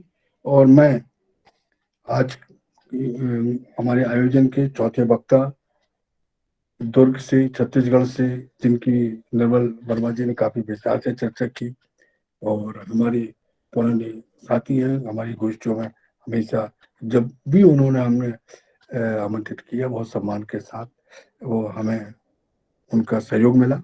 मैं विनोद साहू जी से आग्रह करता हूं कि वे अपनी बात रखें। इसके पहले मैं एक बात जो भूल रहा था, बीच में भी भूल गया था, कि अभी तक जो चर्चा हुई है, जो हमारे साथी हैं, उनको कोई बात अपील करती है या उनके मन में कोई सवाल पैदा होते हैं, वह सवाल को भी चैट बॉक्स में रख सकते हैं या बाद में बोल सकते हैं, किंतु वो सवाल सवाल रहे, कहीं उनका व्यक्तिगत वक्तव्य नहीं होना चाहिए। तो यह हमारी एक मजबूर। तो मैं काफी कुछ 3 वक्ता हमारे बातचीत कर चुके हैं, उन पर भी बहुत से सवाल उठे हैं, मेरे मन में भी बहुत सवाल उठते हैं, मैं उनको विस्तार से नहीं कर पाता। तो मैं बहुत सम्मान के साथ विनोद साहू जी को आमंत्रित करता हूँ कि भाई अपनी बात रखें। विनोद साहू जी। धन्यवाद रमेश सैनी जी। कि रचनाएं लिखने वाले तो बहुत होते हैं, और व्यंग में तो बहुत ज्यादा लेखन करने वाले लोग हैं। जितने लोग पत्रकारिता से जुड़े हैं, वे सभी के सभी व्यंग लिख रहे हैं। इस तरह का वातावरण है। तो इसमें किसी विधा को लेकर जो बहस आयोजित होती है, जो विचार विमर्श चलता है, वो किसी विधा को और भी मजबूती देता है। और इसकी कोशिश जो व्यंग धारा के माध्यम से रमेश द्वय करते आ रहे हैं, ये बहुत ही महत्वपूर्ण है, और इसमें केवल लाभ ही लाभ है। मैं नहीं समझता कि इस तरह के विचार विमर्श से जो हमारे वेबिनार हो रहे हैं, इससे कोई नुकसान है, ऐसा मुझे नहीं लगता। मुझे हमेशा ये विश्वास रहा है कि हमारी व्यंग विधा को इस तरह के विचारों की बहुत जरूरत थी, विमर्शों की बहुत जरूरत थी, और इससे बहुत लाभ है, निसंदेह। दोस्तों, मार्च 2018 में बिलासपुर विश्वविद्यालय छत्तीसगढ़ में व्यंग पर एक राष्ट्रीय संगोष्ठी का आयोजन हुआ था, और उसका आधार वक्तव्य मुझे देने के लिए कहा गया था। मैंने दिया था, और उसका विषय था व्यंग से मुठभेड़ की रचनात्मकता। इस पर मैंने अपना व्याख्यान दिया था, और व्यंग यात्रा के संपादक को वो पसंद आया, तो उन्होंने उसे छापा भी। ये कोलकाता की पत्रिका मुक्तांचल में भी डॉक्टर मीरा सिन्हा ने इसे प्रकाशित किया था। तो वो जो मुठभेड़ की रचनात्मकता, व्यंग से मुठभेड़ की रचनात्मकता, उस विषय के आज हमारा ये विषय करीब जान पड़ता है, क्योंकि दोनों ही जगह मुठभेड़ है और दोनों ही जगह अंतर्द्वंद है। और जहां मुठभेड़ है वहां तो अंतर्द्वंद होगा ही, जहां अंतर्द्वंद है वहां पर मुठभेड़ की स्थिति आएगी ही। और उस मुठभेड़, उस अंतर्द्वंद के बीच से हमको अपनी रचनात्मकता को निकालना है और व्यंग को उपजाना है। साहित्य का सामाजिक सरोकार ये विषय तो तब से है जब से साहित्य है, और एक मिशन के तहत ही साहित्य की सृजना हुई है। बिना सरोकार के तो साहित्य रहा नहीं। पर साहित्य की तमाम विधाओं में व्यंग जो बहुत ही नई विधा और हिंदी साहित्य का एक नवोन्मेष है, तो इस व्यंग विधा की जिम्मेदारी को तो मानी ही जाती है। और ये कहा जाता है कि तुम व्यंगकार हो, तुम इतना भी नहीं समझते हो, और तुम ये तुम्हारा काम है और तुमको ऐसा लिखना चाहिए। इस तरह की नसीहत एक व्यंग लेखक को रोज मिलती है कि ये इस समस्या पर आपको लिखना चाहिए, ये उस पर लिखना चाहिए, पुतिन की हरकत पर आपको लिखना चाहिए, कोरोना पर आपको लिखना चाहिए। तो व्यंगकार से समाज ये अपेक्षा करता है कि व्यंगकार की दृष्टि से समाज सुधार की बहुत गुंजाइश हमेशा से बनी रही है। और यह गुंजाइश कबीर के समय बहुत पुख्ता होकर निकली, और इसलिए भी कि कबीर में सरोकार का अंतर्द्वंद था, इसलिए भी हिंदी साहित्य के या तमाम भारतीय साहित्य के सबसे बड़े और प्रथम व्यंगकार कबीर को ही माना जाता है। आधुनिक हिंदी गद्य जब शुरू हुआ तो भारतेंदु को पहला व्यंगकार माना जाता है। कबीर के समय की सारी पीड़ा जानी समझी है। खिलजी वंश था और किस तरह से वो अलग जगाने के लिए काम करते थे, और निचले लोवेस्ट ऑफ दी लोवेस्ट के लिए काम कबीर ने किया। जो गरीबी से मर रहे हैं, निचला तबका, जो जाति से बहुत निचला है, जो धर्म से निचला है, जो संप्रदाय से बहुत निचला है, जो समाज में बहुत निचला और बहुत उपेक्षित है, हमेशा उस बॉटम के लिए उसने काम किया। ऊपर के लिए कबीर ने कभी काम नहीं किया। ऊपर के लिए वे हमेशा विरोध में ही रहे। बार बार उसके खिलजी वंश वाले लोग उसको पकड़ के ले जाते थे और फिर वहां उनकी बहस होती थी, फिर वो बाहर निकलते थे, फिर वो अलग जगाते थे। ये उनका जीवन रहा। यही भारतेंदु का रहा। अपने समय में भारतेंदु तो समर्थ थे, आर्थिक दृष्टि से समृद्ध थे। जिन लोगों ने बनारस जाके ठठेरी गली में भारतेंदु का घर देखा होगा, मैंने देखा है, तो वो तो एक सामंत का मकान के समान है। 2-3 मंजिले का एक शानदार मकान भारतेंदु के समय में, भारतेंदु भवन लिखा हुआ। उस भारतेंदु की 5वीं पीढ़ी डॉक्टर गिरीश जी थे उस समय, प्रोफेसर, रिटायर्ड प्रोफेसर थे, उनसे मेरी मुलाकात भी हुई। तो ये भारतेंदु बहुत समृद्ध थे, बावजूद उसके वो गणिकाओं से बिल्कुल जुड़े हुए थे, गणिकाओं की रचनात्मकता को देखते थे।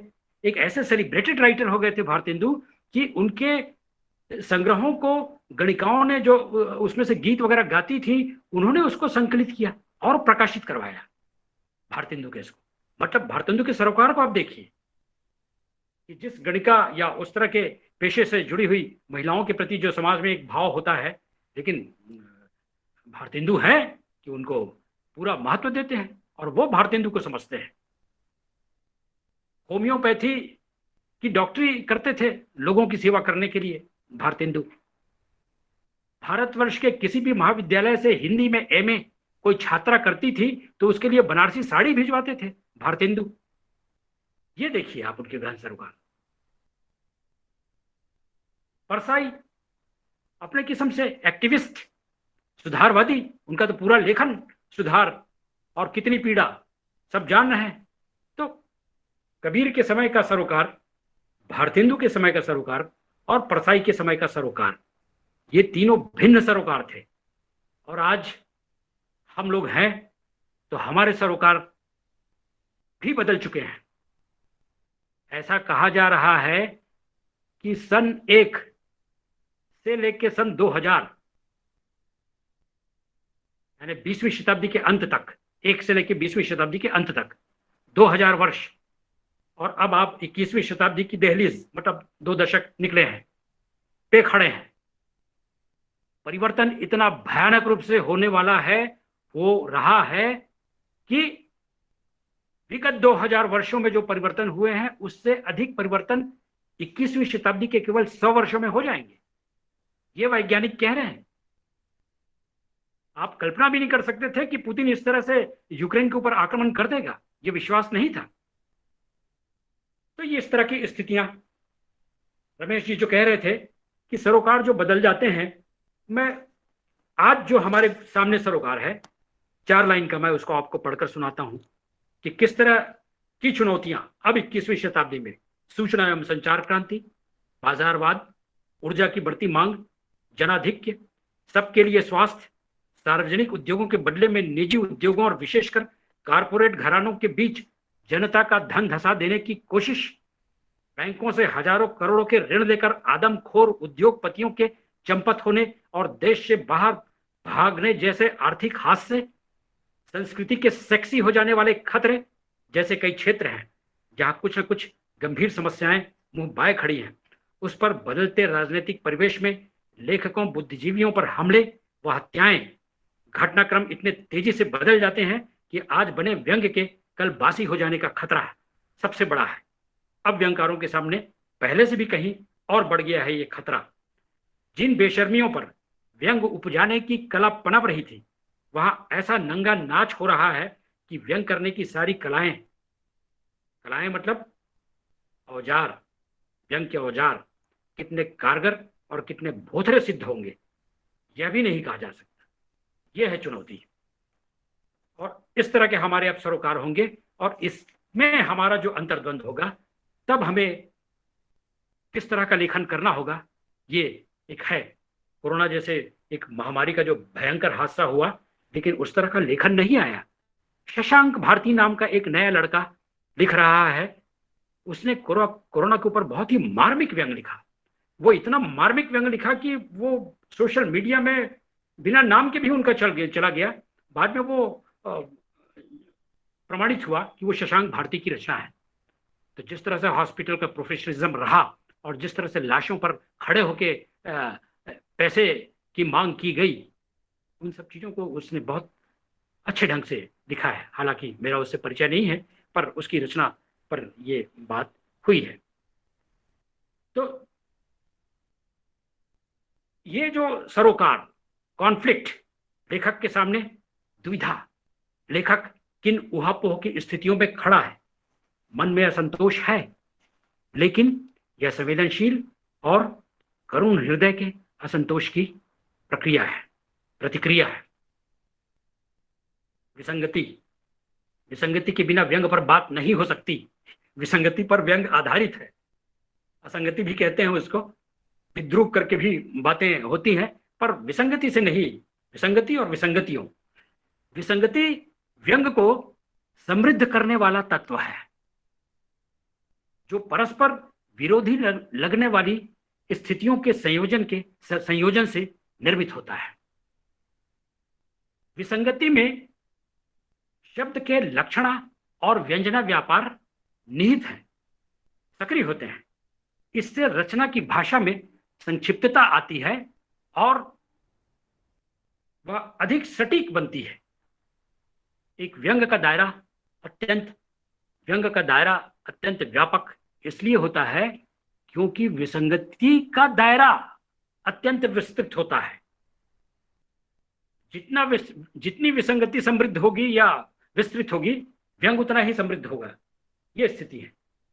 ईमानदारी को लेकर निर्मल जी भी बोल रहे थे, रमेश जी भी बोल रहे थे। तो ईमानदारी है।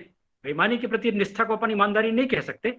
ईमानदारी के प्रति निष्ठा ही ईमानदारी है और बेईमानी के प्रति निष्ठा बेईमानी है। भले वो हर धंधे में आदमी ईमानदारी का काम करता है, तो बेईमान आदमी भी अपने धंधे में ईमानदारी का काम करता है, लेकिन वो कहलाएगा बेईमानी ही कहलाएगी। तो लेखक की ईमानदारी, जिस पर मुक्ति बोध ने लिखा भी है, लेखक की व्यक्तिगत ईमानदारी, तो वो निष्पक्ष ईमानदारी के बिना कोई लेखक व्यंग्यकार नहीं हो सकता। नैतिक होना पड़ेगा उसको। अनैतिक व्यक्ति कभी भी व्यंग्यकार नहीं हो सकता। व्यंग तो अनैतिकता के खिलाफ है। व्यंग तो अन्याय के खिलाफ है, व्यंग तो पिटने वाले के खिलाफ है, व्यंग गरीबी और भूखमरी के खिलाफ है। यहां हमारे अंतर्द्वंद जो है वो सामने आते हैं और हमारी लिखनी उस हिसाब से चलती है। जैसा कि एक व्यंग को लेकर जो बहुत से भ्रम पैदा होते हैं कि व्यंग कोई उपहास नहीं है, कि हमने किसी का उपहास उड़ा दिया, हमने किसी पर कटाक्ष कर दिया। ये व्यंग नहीं है। व्यंग अहितकर नहीं होता, व्यंग हितकारी है। तो व्यंग का दृष्टिकोण मानवीय होगा, और मानवीय दृष्टिकोण होगा तो उपहास और कटाक्ष जैसी सतही बातें नहीं होंगी। व्यंग को हमको गंभीरता से खेलना पड़ेगा, और लगभग मुझे व्यंग की जो चाल है वो शतरंज के घोड़े की तरह लगती है, जो ढाई घर चलता है, और वो ढाई घर वो अनायास कब चल जाएगा और कब राजा और वजीर को शाह और मात दे देगा, कहा नहीं जा सकता। हमारे ऐसे विमर्श में रमेश तिवारी जैसे व्यंग के गंभीर आलोचक बैठे हुए हैं, और मुझे ऐसा लगता है कि व्यंग का ढाई घर शीर्षक से कोई बहुत अच्छा आलोचनात्मक आलेख लिखा जा सकता है। रमेश जी या निर्मल जी या जो भी इस तरह का काम कर सकते हैं, व्यंग का ढाई घर बहुत अच्छा शीर्षक है, और मेरे ख्याल से इस पर अच्छी बातें निकल पाएंगी। और इनके बिना अगर आप में निष्पक्ष ईमानदारी नहीं है तो आपका व्यंग और कुछ बन सकता है, वह हास्यास्पद चीज हो जाएगी, वह अच्छी चीज नहीं बनेगी, एक टुच्ची सी चीज रह जाएगी। व्यंग सीधी चीज नहीं है, टेढ़ी चीज है। अंतिम बात, श्रीलाल शुक्ल जैसा कि कहते हैं कि साहित्य में जिस ढंग से प्रतिपक्ष का प्रत्याख्यान होता है, उसी तरह उसी डॉगमेटिक ढंग से प्रतिपाद्य मूल्यों की प्रतिष्ठा नहीं हो पाती। एक अनुप्रासिक स्टेटमेंट है जिसमें प्रत्याख्यान और प्रतिष्ठा और प्रतिपाद्य और प्रतिपक्ष इस तरह के शब्द आए हैं। तो श्रीलाल शुक्ल कहते हैं कि साहित्य में जिस ढंग से प्रतिपाद्य मूल्यों की प्रतिष्ठा जिस तरह से प्रतिपक्ष का प्रत्याख्यान होता है, उसी तरह उसी डॉगमेटिक ढंग से मतलब सैद्धांतिक दृढ़ता के साथ उसी डॉगमेटिक ढंग से प्रतिपाद्य मूल्यों की प्रतिष्ठा नहीं हो पाती। कहने का आशय यह है कि हम अपने सामने दिख रही व्यवस्था का विरोध तो कर लेते हैं, पर मूल्यों की स्थापना नहीं कर पाते। जबकि रूढ़िवादी और दकियानूसी मुठभेड़ों से निपटने के लिए कुछ ऐसी तैयारी होनी चाहिए कि आज के विमर्श में यह याद रखा जा सके कि हाँ, यह मुद्दा उठाया गया था या इस तरह से कोई निर्णय लिया गया था। यहाँ रचना के उद्धरण देने से कहीं अधिक जरूरी है व्यंग से मुठभेड़, और यह मुठभेड़ तो तब होगी जब लेखक के सरोकार गहन होंगे। अगर लेखक सरोकारहीन है तब फिर व्यंग के सरोकारों का अंतर्द्वंद क्या होगा और कितना होगा। अंतिम 4 पंक्तियां और है जिस पर रमेश जी ने इशारा किया था कि तत्कालीन पाश्चात्य आलोचकों ने व्यंग के स्वतंत्र अस्तित्व की ओर ध्यान आकृष्ट किया। व्यंग के इस अस्तित्व से अभिप्राय आलोचना शास्त्र में व्यंग के लिए जगह बनाना मात्र ही उद्देश्य नहीं है, बल्कि इस उद्देश्य के पीछे व्यंग की जिम्मेदारी बताना कहीं ज्यादा उनका अभिष्ट रहा है। किन परिस्थितियों ने व्यंग को जना है, कालखंड की वे कौन सी विद्रुपताएं हैं जो धारदार व्यंग उपजाने का श्रेय ले जाती हैं, और किन स्थितियों के लिए आज का व्यंग जवाबदेह है या अपनी जवाबदेही से मुंह फेर रहा है, या जिम्मेदारी उठा भी रहा है तो उसका प्रभाव क्षेत्र कितना व्यापक है और रचना की मारक क्षमता कितनी घातक है। अगर रचना में व्यंग को एक स्पिरिट माना गया है तो उसके लेखक में यह स्पिरिट कितना है। व्यंग के माध्यम से लोक शिक्षण और जनमत निर्माण का कार्य कितना हो रहा है। आज व्यंग लेखन के क्षेत्र में रिस्क फैक्टर कितना है और व्यंगकार अपने जान माल की परवाह किए बिना जोखिम कितना उठा रहा है। इन सभी बातों और लेखन के अनेक आयामों पर चर्चा निरंतर पहले भी जरूरी थी और आज तो और भी ज्यादा जरूरी हो गई है।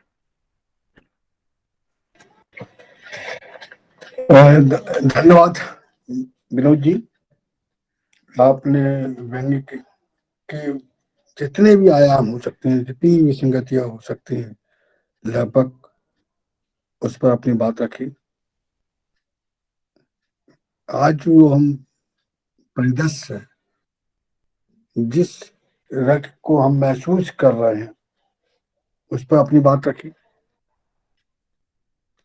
और एक महत्वपूर्ण बात जो आपने अंत में कही, हम जो अव्यवस्था विसंगति दिख रही है, उस व्यवस्था का विरोध तो कर लेते हैं, किंतु उसके विरोध में हम कोई स्थापना नहीं कर पाते। एक बहुत महत्वपूर्ण तत्व है।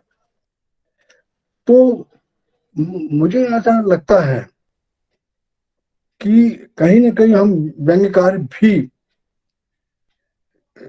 एक अलग, हम सिर्फ समझते हैं कि सिर्फ लिखकर हमारा काम चल जाएगा, किंतु परसाई जी ऐसा नहीं सोचते थे। परसाई जी लिख कर भी बात करते थे, उसके साथ उन लोगों के साथ जूझते थे भी थे, उनके साथ देखते भी थे। तो मतलब परसाई जी का जैसा लेखन था, वैसे वो दिखते भी थे। तो हम हमको भी, आज की पीढ़ी को या हमारी पीढ़ी को भी, हमारा चरित्र ऐसा होना चाहिए कि हम जो लिख रहे हैं हमको वैसा दिखना भी चाहिए। तो शायद यह एक रास्ता प्रेरणा तक हो और कुछ थोड़ा बहुत बदलाव की प्रक्रिया चालू हो सकती है।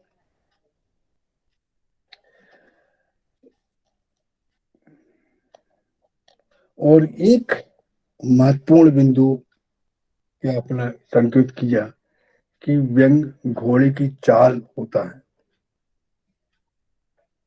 निश्चित, अगर उस घोड़े की चाल या व्यंग को घोड़े की चाल जैसा उपयोग करने लगे तो निश्चित ही समाज में बहुत परिवर्तन देखने को मिल सकता है।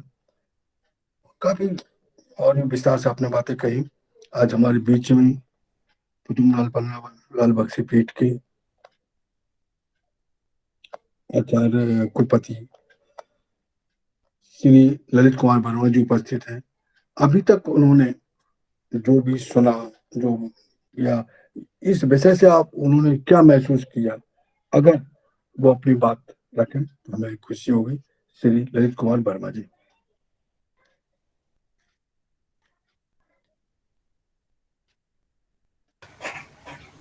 ललित कुमार वर्मा जी, अपना माइक ऑन करिए जी।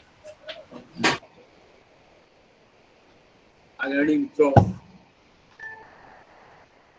ये धर्मशाला समूह के इस आयोजन के ठीक पहले, लगभग 15 मिनट पहले मुझे पता चला, मेरे मित्र श्री विनोद साहु जी ने मुझे खबर किया तो व्हाट्सएप के जरिए, तो मैं तुरंत जुड़ा, क्योंकि दिमाग पिछले 3 साल से दिमाग में कोई उर्वरक डाले काफी समय हो गया था। तो आप लोगों के बीच से मेरे दिमाग के लिए जो उर्वरक मिला, उससे मेरा दिमाग थोड़ा सा, मुझे विश्वास है कि आने वाले समय में फसल और अच्छी होगी। मैंने आप सबके विचार सुने और खासतौर से सरोकार की बात निर्मल जी ने, रमेश सैनी जी ने कही।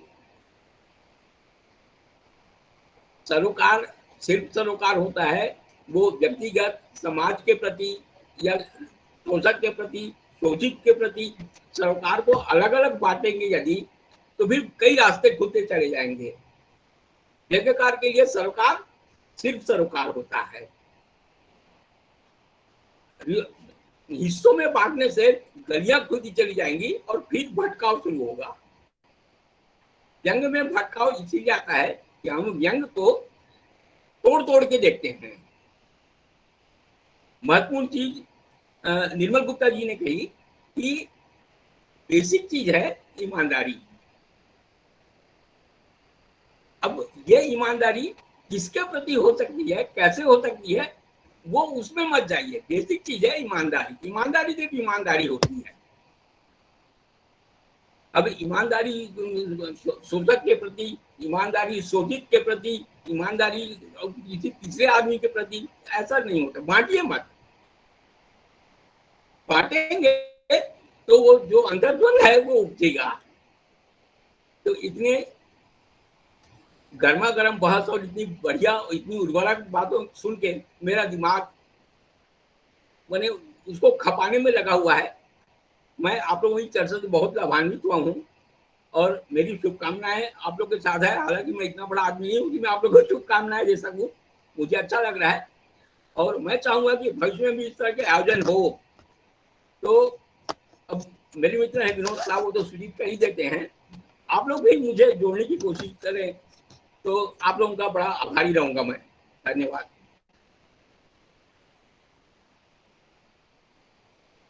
सैनी जी आपका माइक बंद है। धन्यवाद वर्मा जी के निश्चित ही कि जब कोई ऐसा हमारा आयोजन होगा तो हम आपकी सूचना करेंगे और आपकी विद्युतता का, आपका अनुभव का लाभ मिलेगा। हमारे बीच हमारे मित्र रमेश तिवारी जी हैं। मैं रमेश तिवारी जी से आग्रह करता हूं कि आज के विषय पर भी अपनी कुछ बातें दें। बहुत बहुत धन्यवाद सनी जी। बहुत अच्छी चर्चा हुई और बड़ा आनंद आया। और राजेंद्र वर्मा जी का कथन मुझे ध्यान आ रहा है कि सरोकारों का अंतर्द्वंद तब होगा जब कथनी करनी में सामंजस्य का अभाव हो। और निर्मल भाई ने बहुत अच्छे से कहा कि ये जो अंतर्द्वंद है इसी के बीच से बेहतरी का मार्ग निकलेगा। धूमिल ने भी लिखा था कि इतिहास गवाह है कि मेरी बेचैनी के आगे भी रहा है। तो बिल्कुल ठीक बात है कि ये जो स्थितियां हैं उन्हीं में से हमें आगे का मार्ग मिलेगा। और सरोकारों की बात करते हुए मैं विनोद साहब जी को सुनते हुए मैं जोड़ रहा था कि जब मेरी बारी आएगी तो मैं कहाँ कैसे जोड़ूंगा।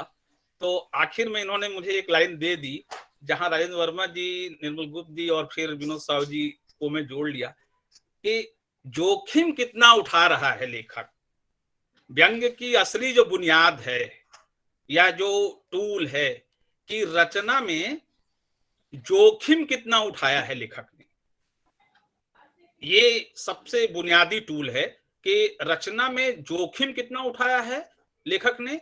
और दूसरा, उस रचना को पढ़कर बुरा कौन मान रहा है, कोई बुरा मान रहा है कि नहीं मान रहा है। अगर व्यंग्य है तो प्रसन्न नहीं होगा कोई, बुरा मानेंगे जरूर लोग।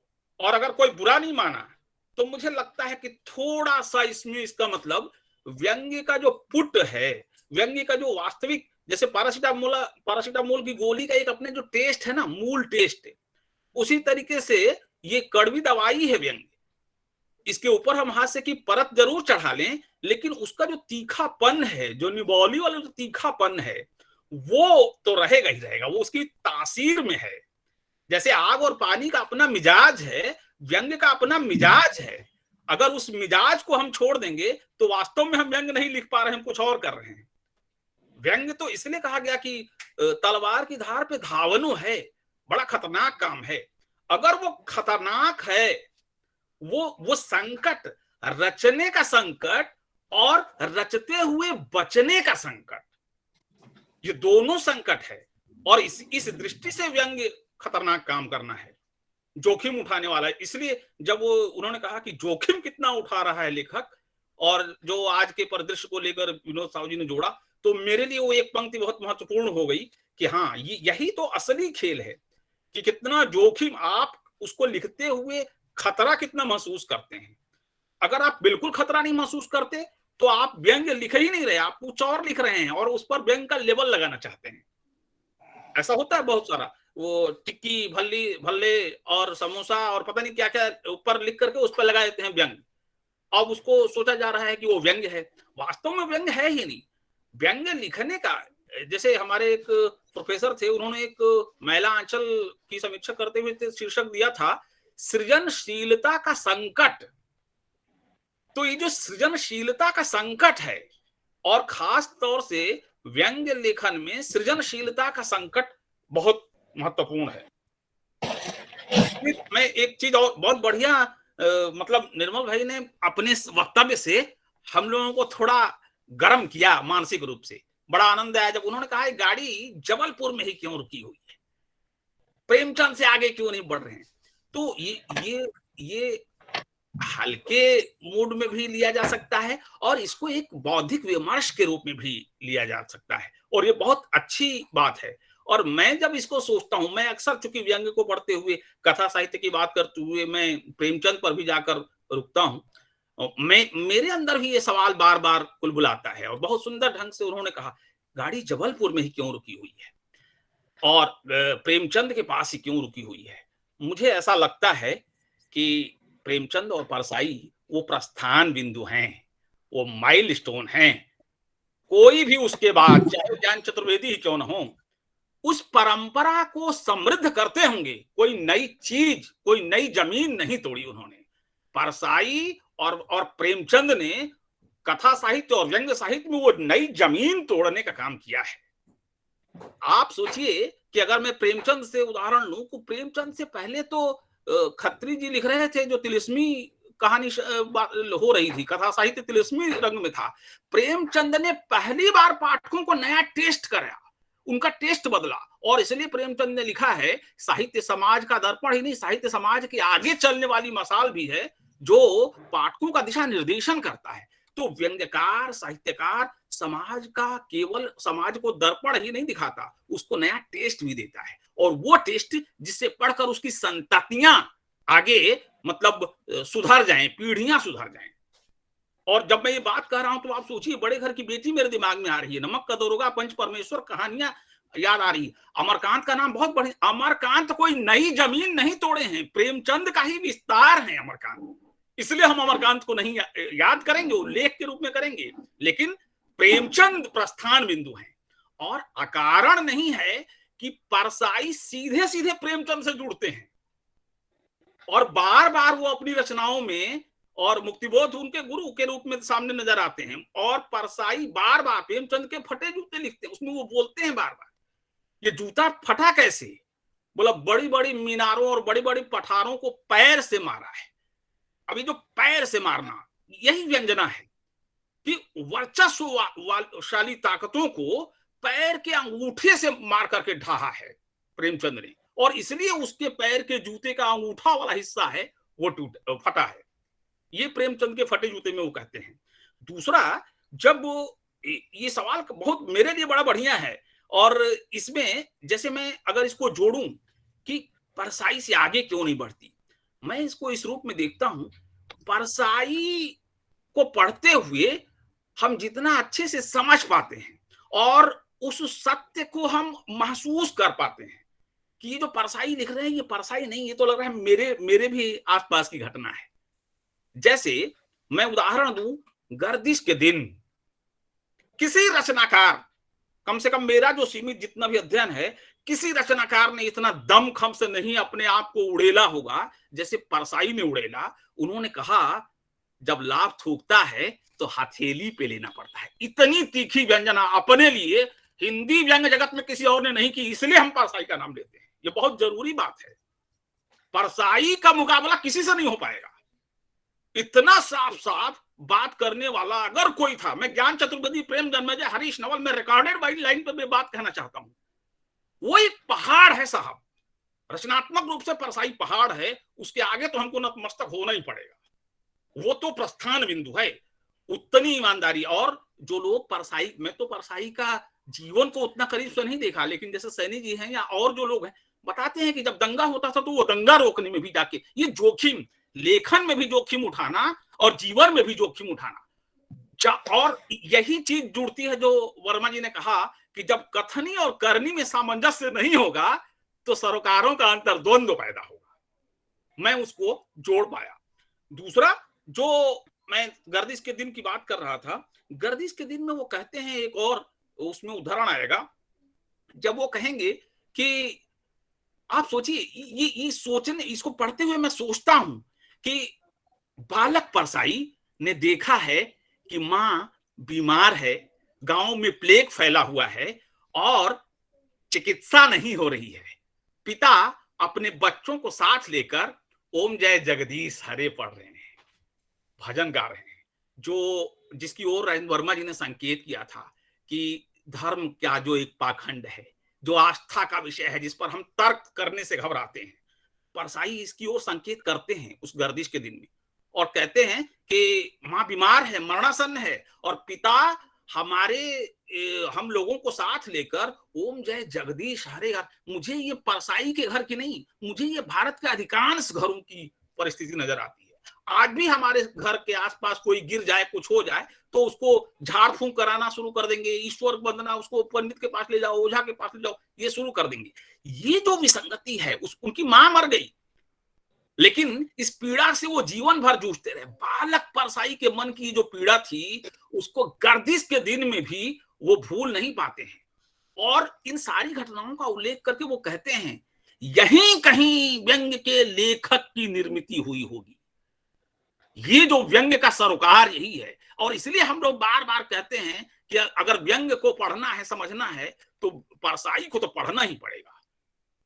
जैसे रामचरितमानस से की प्रेरणा वाल्मीकि रामायण से ली होगी तुलसीदास ने, लेकिन रामचरितमानस ने जिस लोक की सिद्धि को प्राप्त किया, लोक की प्रशंसा को प्राप्त किया, परसाई आप देखेंगे वो तुलसी से भी खुद को जोड़ते हैं। जब अकाल उत्सव लिखते हैं तो वो कहते हैं अंत में अकाल उत्सव का अंत देखिए। और परसाई इकलौते हैं, परसाई ने कंधे श्रवण कुमार के लिखा। वो कहते हैं कि बड़ा बेटा आज्ञाकारी है और छोटा बेटा बात नहीं मानता। पिता की सत्ता पर भी, वो मधु जी नहीं है अभी, वो कहते हैं सत्ता की खिलाफत। कुछ लोग सत्ता की बात करते ही केवल राजनीतिक सत्ता समझते हैं। व्यक्ति की भी अपनी सत्ता है, पिता की भी अपनी सत्ता है, तो पिता की सत्ता को चुनौती दे रहे हैं परसाई। इतना बारीक व्यंग्य कंधे श्रवण कुमार को। इस देश को चाहिए जादूगर और साधु, इस देश को चाहिए जादूगर और साधु। ऐसी ऐसी रचना, ऐसी रचनाओं का मुकाबला रचनात्मक रूप से परसाई को कोई छू भी नहीं पा रहा है साहब। ये सच्चाई है, ये मैं महसूस करता हूं। इसलिए क्योंकि ये बहुत बढ़िया तार छेड़ा निर्मल भाई ने कि आखिर जबलपुर से गाड़ी बढ़ती क्यों नहीं। गाड़ी बढ़नी चाहिए, लेकिन विडंबना ये है कि कथनी और करनी के बीच का जो सामंजस्य है वो कहीं ना कहीं परसाई के मुकाबले डगमगाता है। कोई प्रसिद्धि के चक्कर में, कोई पुरस्कार के चक्कर में, और हम सब मनुष्य भी ही हैं, तो वो हम उसको मानवोचित समझते हैं। लेकिन इसी प्रस्थान बिंदु के कारण मुझे लगता है कि परसाई जो एक हिमालयन व्यक्तित्व, हिमालय की तरफ विराट अपना व्यक्तित्व बना रखे हैं, और उस व्यक्तित्व को के सामने जाकर हर व्यक्ति बौना नजर आता है। हर व्यक्ति, कितना भी बड़ा, मैं ज्ञान चतुर्वेदी का नाम लेके कहता हूं। आप सोचिए, सुदामा के चावल जो रचना है, उसी का एक्सटेंशन लिखा है ज्ञान जी ने, सुदामा क्या करे। नाम लेके मैं बता रहा हूं, अंगडंडियों का जमाना जो रचना है, उसी का एक्सटेंशन लिखा है, सीक्वल लिखा है ज्ञान जी ने, बंद दरवाजों वाली इमारत। आप सोचिए, पगडंडियों का जमाना का अंत देखिए, सफलता का राजमार्ग बंद हो चुका है। लोग अपनी नाक पर किस्म किस्म के रुमाल रख के नावदान के रास्ते प्रवेश कर रहे हैं। आप देखिए साहब, क्या बात है। ये कुछ बात है जो लिखी है, वो छाती पर धंसी हुई है, वो निकल नहीं पाएगी। उससे बेहतर शॉट जब आएगा तो अपने आप वो रिप्लेस हो जाएगा। नहीं आ पा रहा है, कोई नहीं आ पा रहा है। ये कारण है। और इसीलिए जैसे मैंने कहा ना कि परसाई की परंपरा का विकास किया इन लोगों ने। परसाई ने व्यंग्य को शैली से विधा के रूप में पहचान देने का काम किया। ये प्रस्थान बिंदु है जिसकी वजह से परसाई ज्यादा महत्वपूर्ण रह गए और ज्यादा मतलब उनका उल्लेख किया जा रहा है। हमारी तलाश है, हम लगातार खोज रहे हैं लेकिन आप भी देखते हैं, आप भी जानते हैं निर्मल भाई कि वो जो बुलंदी रचनात्मक रूप से एक बेहतर मनुष्य होने की जीवन में और आचरण में और लेखन में जो सामंजस्य वाला रूप है, वो कहीं ना कहीं मिसिंग है। यही वजह है, मुझे जो समझ में आता है, यही वजह है कि जबलपुर से आगे गाड़ी बढ़ नहीं पा रही है। हम लोग कोशिश बहुत कर रहे हैं, धक्का बहुत मार रहे हैं कि गाड़ी बढ़ जाए, लेकिन बढ़ ही नहीं पाती। और इसीलिए प्रेमचंद भी हमें लगता है कि वो प्रस्थान बिंदु हैं। जिस तरीके से ऐतिहासिक क्रम में बताते हुए कबीर और भारतेंदु की बात की थी हमारे आदरणीय विनोद साव जी ने। मेरा वक्तव्य थोड़ा लंबा हो गया, लेकिन आप लोगों ने मुझे सुना, बहुत बहुत धन्यवाद सनी। धन्यवाद तिवारी जी। आपने आज के व्यंग्य की परिदृश्य और जो परसाई जी को लेकर जो बात करी, यह प्रश्न हमेशा उठ रहे हैं और कुछ लोग यह बात करने में संकोच नहीं करते कि परसाई के आगे आप को नहीं जाना चाहते। अभी कुछ दिन पहले मुझसे साक्षात्कार में यही बात पूछी थी कि आप परसाई के आगे की बात क्यों नहीं करते। तो मेरा सवाल यह था कि परसाई के आगे कोई देखे तो सही, हमें बात करने में क्या एतराज है, हम है किंतु कोई देख तो जाए। आप उनकी रचनाओं से देखिए, उनकी बात देखिए, तो यही बात है। और इस बात को बड़ी गंभीरता से तिवारी जी ने बताया कि कंदी श्रवण कुमार के हो या वैष्णव के फिसलन हो या गद्दीश के, तो तमाम ऐसी रचनाएं हैं, और एक दो रचना नहीं, 25 रचना है। और जो लेखक है सवाल कर रहे हैं, जो बात कर रहे हैं, वो अपनी एक रचना नहीं बता सकते कि परसाई जी के साथ कैसा, तो हम कैसे आगे बात कर लेते हैं, हमें कोई वो नहीं है। तो यही बात है, और यह प्रश्न बहुत बड़ा है कि परसाई के आगे भी साहित्य को आगे जाना चाहिए, इसमें हमें कोई वो नहीं है, किंतु कोई लाए तो सही। क्योंकि आज का परसाई ने जो समय को देखा है, उससे ज्यादा कठिन समय आज का है। और परसाई जी के समय उतनी तकनीकी आविष्कार नहीं हुए थे, या तकनीकी जानकारी लोग नहीं हो पाई थी, नई तकनीक नहीं आ पाई थी, किंतु आज तो इतनी ज्यादा तकनीक आगे बढ़ गई है, और उसके साथ हमारी मानवीयता या हमारी संवेदना भी कमजोर हो गई है। इस कारण हम शायद परसाई के बराबर नहीं लिख पा रहे हैं। आज की गोष्ठी में सर एक कमलेश प्रश्न, पांडे जी ने, सर एक प्रश्न भी सूर्यदीप कुशवाहा ने लिखा था। अरे हाँ भूल गया, हाँ भूल गया मैं। जी जी। हाँ, मैं देख लेता हूँ।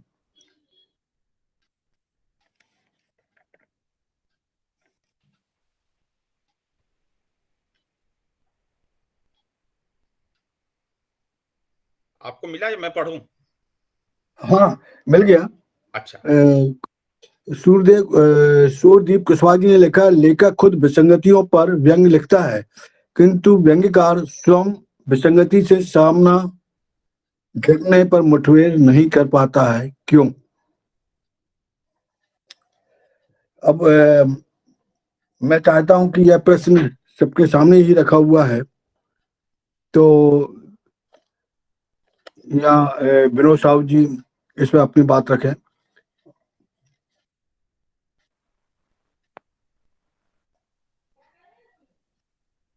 लेखक के सामने मुठभेड़ की स्थिति है तो व्यंग तो लिखेगा, और वो लेखक की क्षमता पर निर्भर करता है कि मुठभेड़ का सामना लेखक कितना कर सकता है।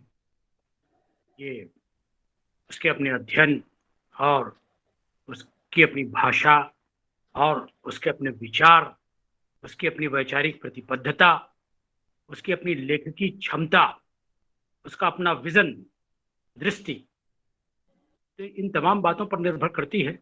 और इस तरह के जो प्रश्न हैं वो सभी लेखकों पर लागू नहीं होते। ये हर लेखक की अपनी अलग क्षमता होती है और हर लेखक की अपनी दृष्टि होती है, और लेखक अपने हिसाब से लिखता है। किसी कमजोर लेखक को आप ये नहीं कह सकते कि आप परसाई की तरह अच्छा क्यों नहीं लिखते, या जैसे हम परसाई को नहीं कह सकते थे, उनके समय के लोग नहीं कह सकते थे कि तुम इतना अच्छा क्यों लिखते हो, तुम थोड़ा कमजोर लिखा करो। तो ये इस तरह की बातें नहीं।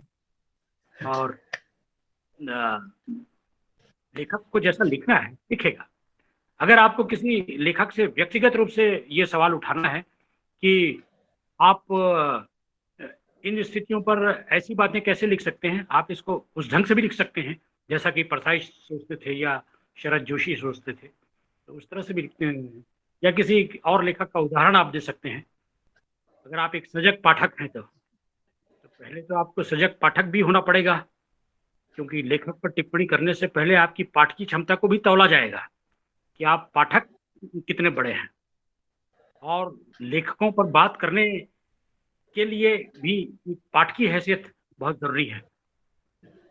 पाठक भी एक साहित्यकार ही होता है, और कई बार पाठक जो है बड़ा साहित्यकार निकल जाता है।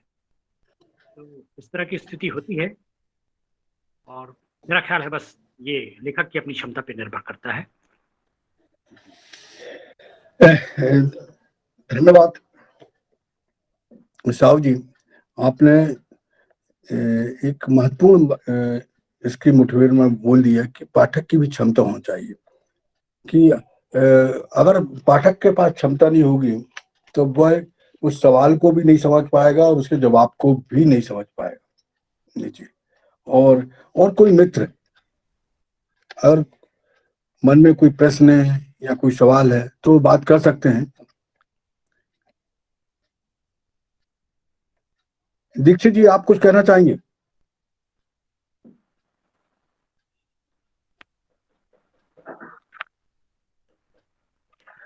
मैं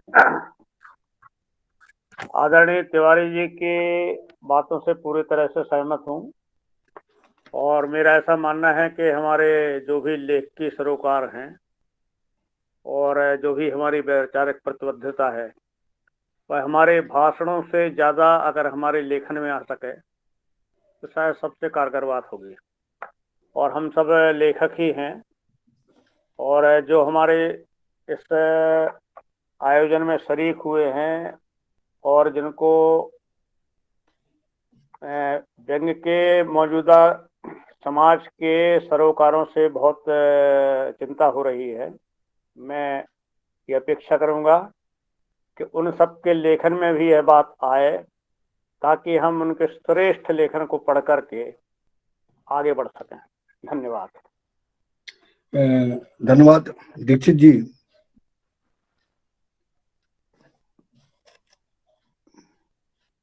मैं देख लेता हूँ।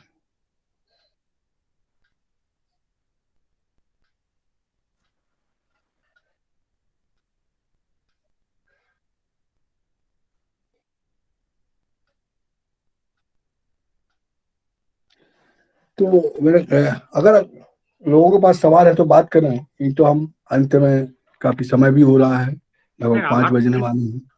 हाँ, तो मैं आज की गोष्ठी में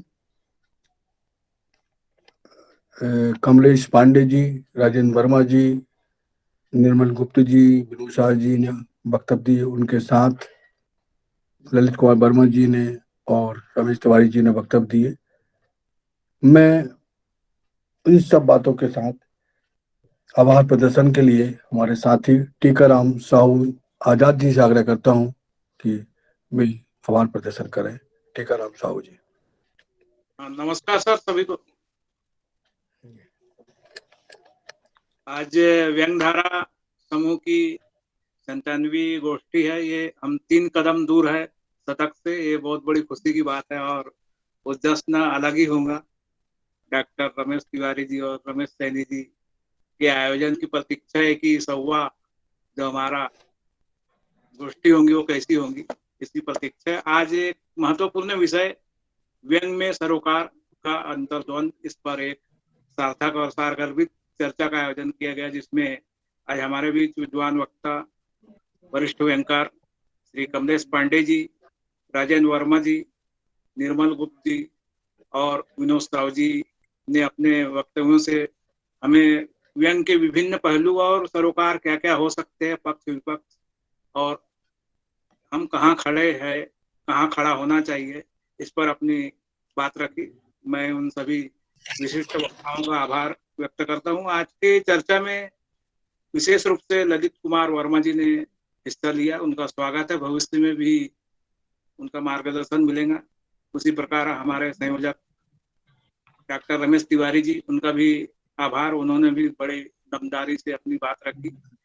आज के कार्यक्रम का संचालन बहुत ही कुशलता से जिन्होंने किया, श्री रमेश सैनी जी, उनका भी आभार। और आज की गोष्ठी में जिन्होंने अपनी उपस्थिति से इस सत्र को गरिमा प्रदान की, उनमें अनूप शुक्ल जी, राजेश कानूनगो जी, रेणु देवपुरा जी, ललिता जोशी जी, राम स्वरूप दीक्षित जी, सुनील सक्सेना जी, किशोर अग्रवाल जी, अभिजीत कुमार दुबे जी, चेतना भाटी जी, डॉक्टर महेंद्र ठाकुर जी, मुकेश राठौड़ जी, विवेक रंजन श्रीवास्तव जी, मधु आचार्य, आशावादी जी, सूर्यदीप कुशवाहा जी। मेरे पास इतने नाम पहुंचे हैं और कुछ नाम छूट रहे होंगे तो मैं उनसे माफी चाहता हूं। उनका भी हार्दिक आभार।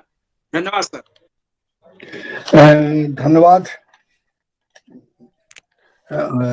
साहू जी। मैं एक नाम यहाँ दिख रहा है, बुंदेलखंड और ब्रजेश कानूनगे, इनका भी आभार व्यक्त करता हूँ। हाँ, बुंदेली भाई अपना नाम बताए तो ज्यादा अच्छा रहेगा, है? और हमारी यह गोष्ठी जिसमें हमें सभी मित्रों का सहभागिता रही और अच्छी बातें, कुछ पे विमर्श भी हुआ और कुछ चिंता भी जाहिर हुई, और इन चिंताओं को लेकर हमारी आप सभी से हमेशा अपेक्षा रहती कि भविष्य में हमें ऐसा सहयोग मिलता रहे।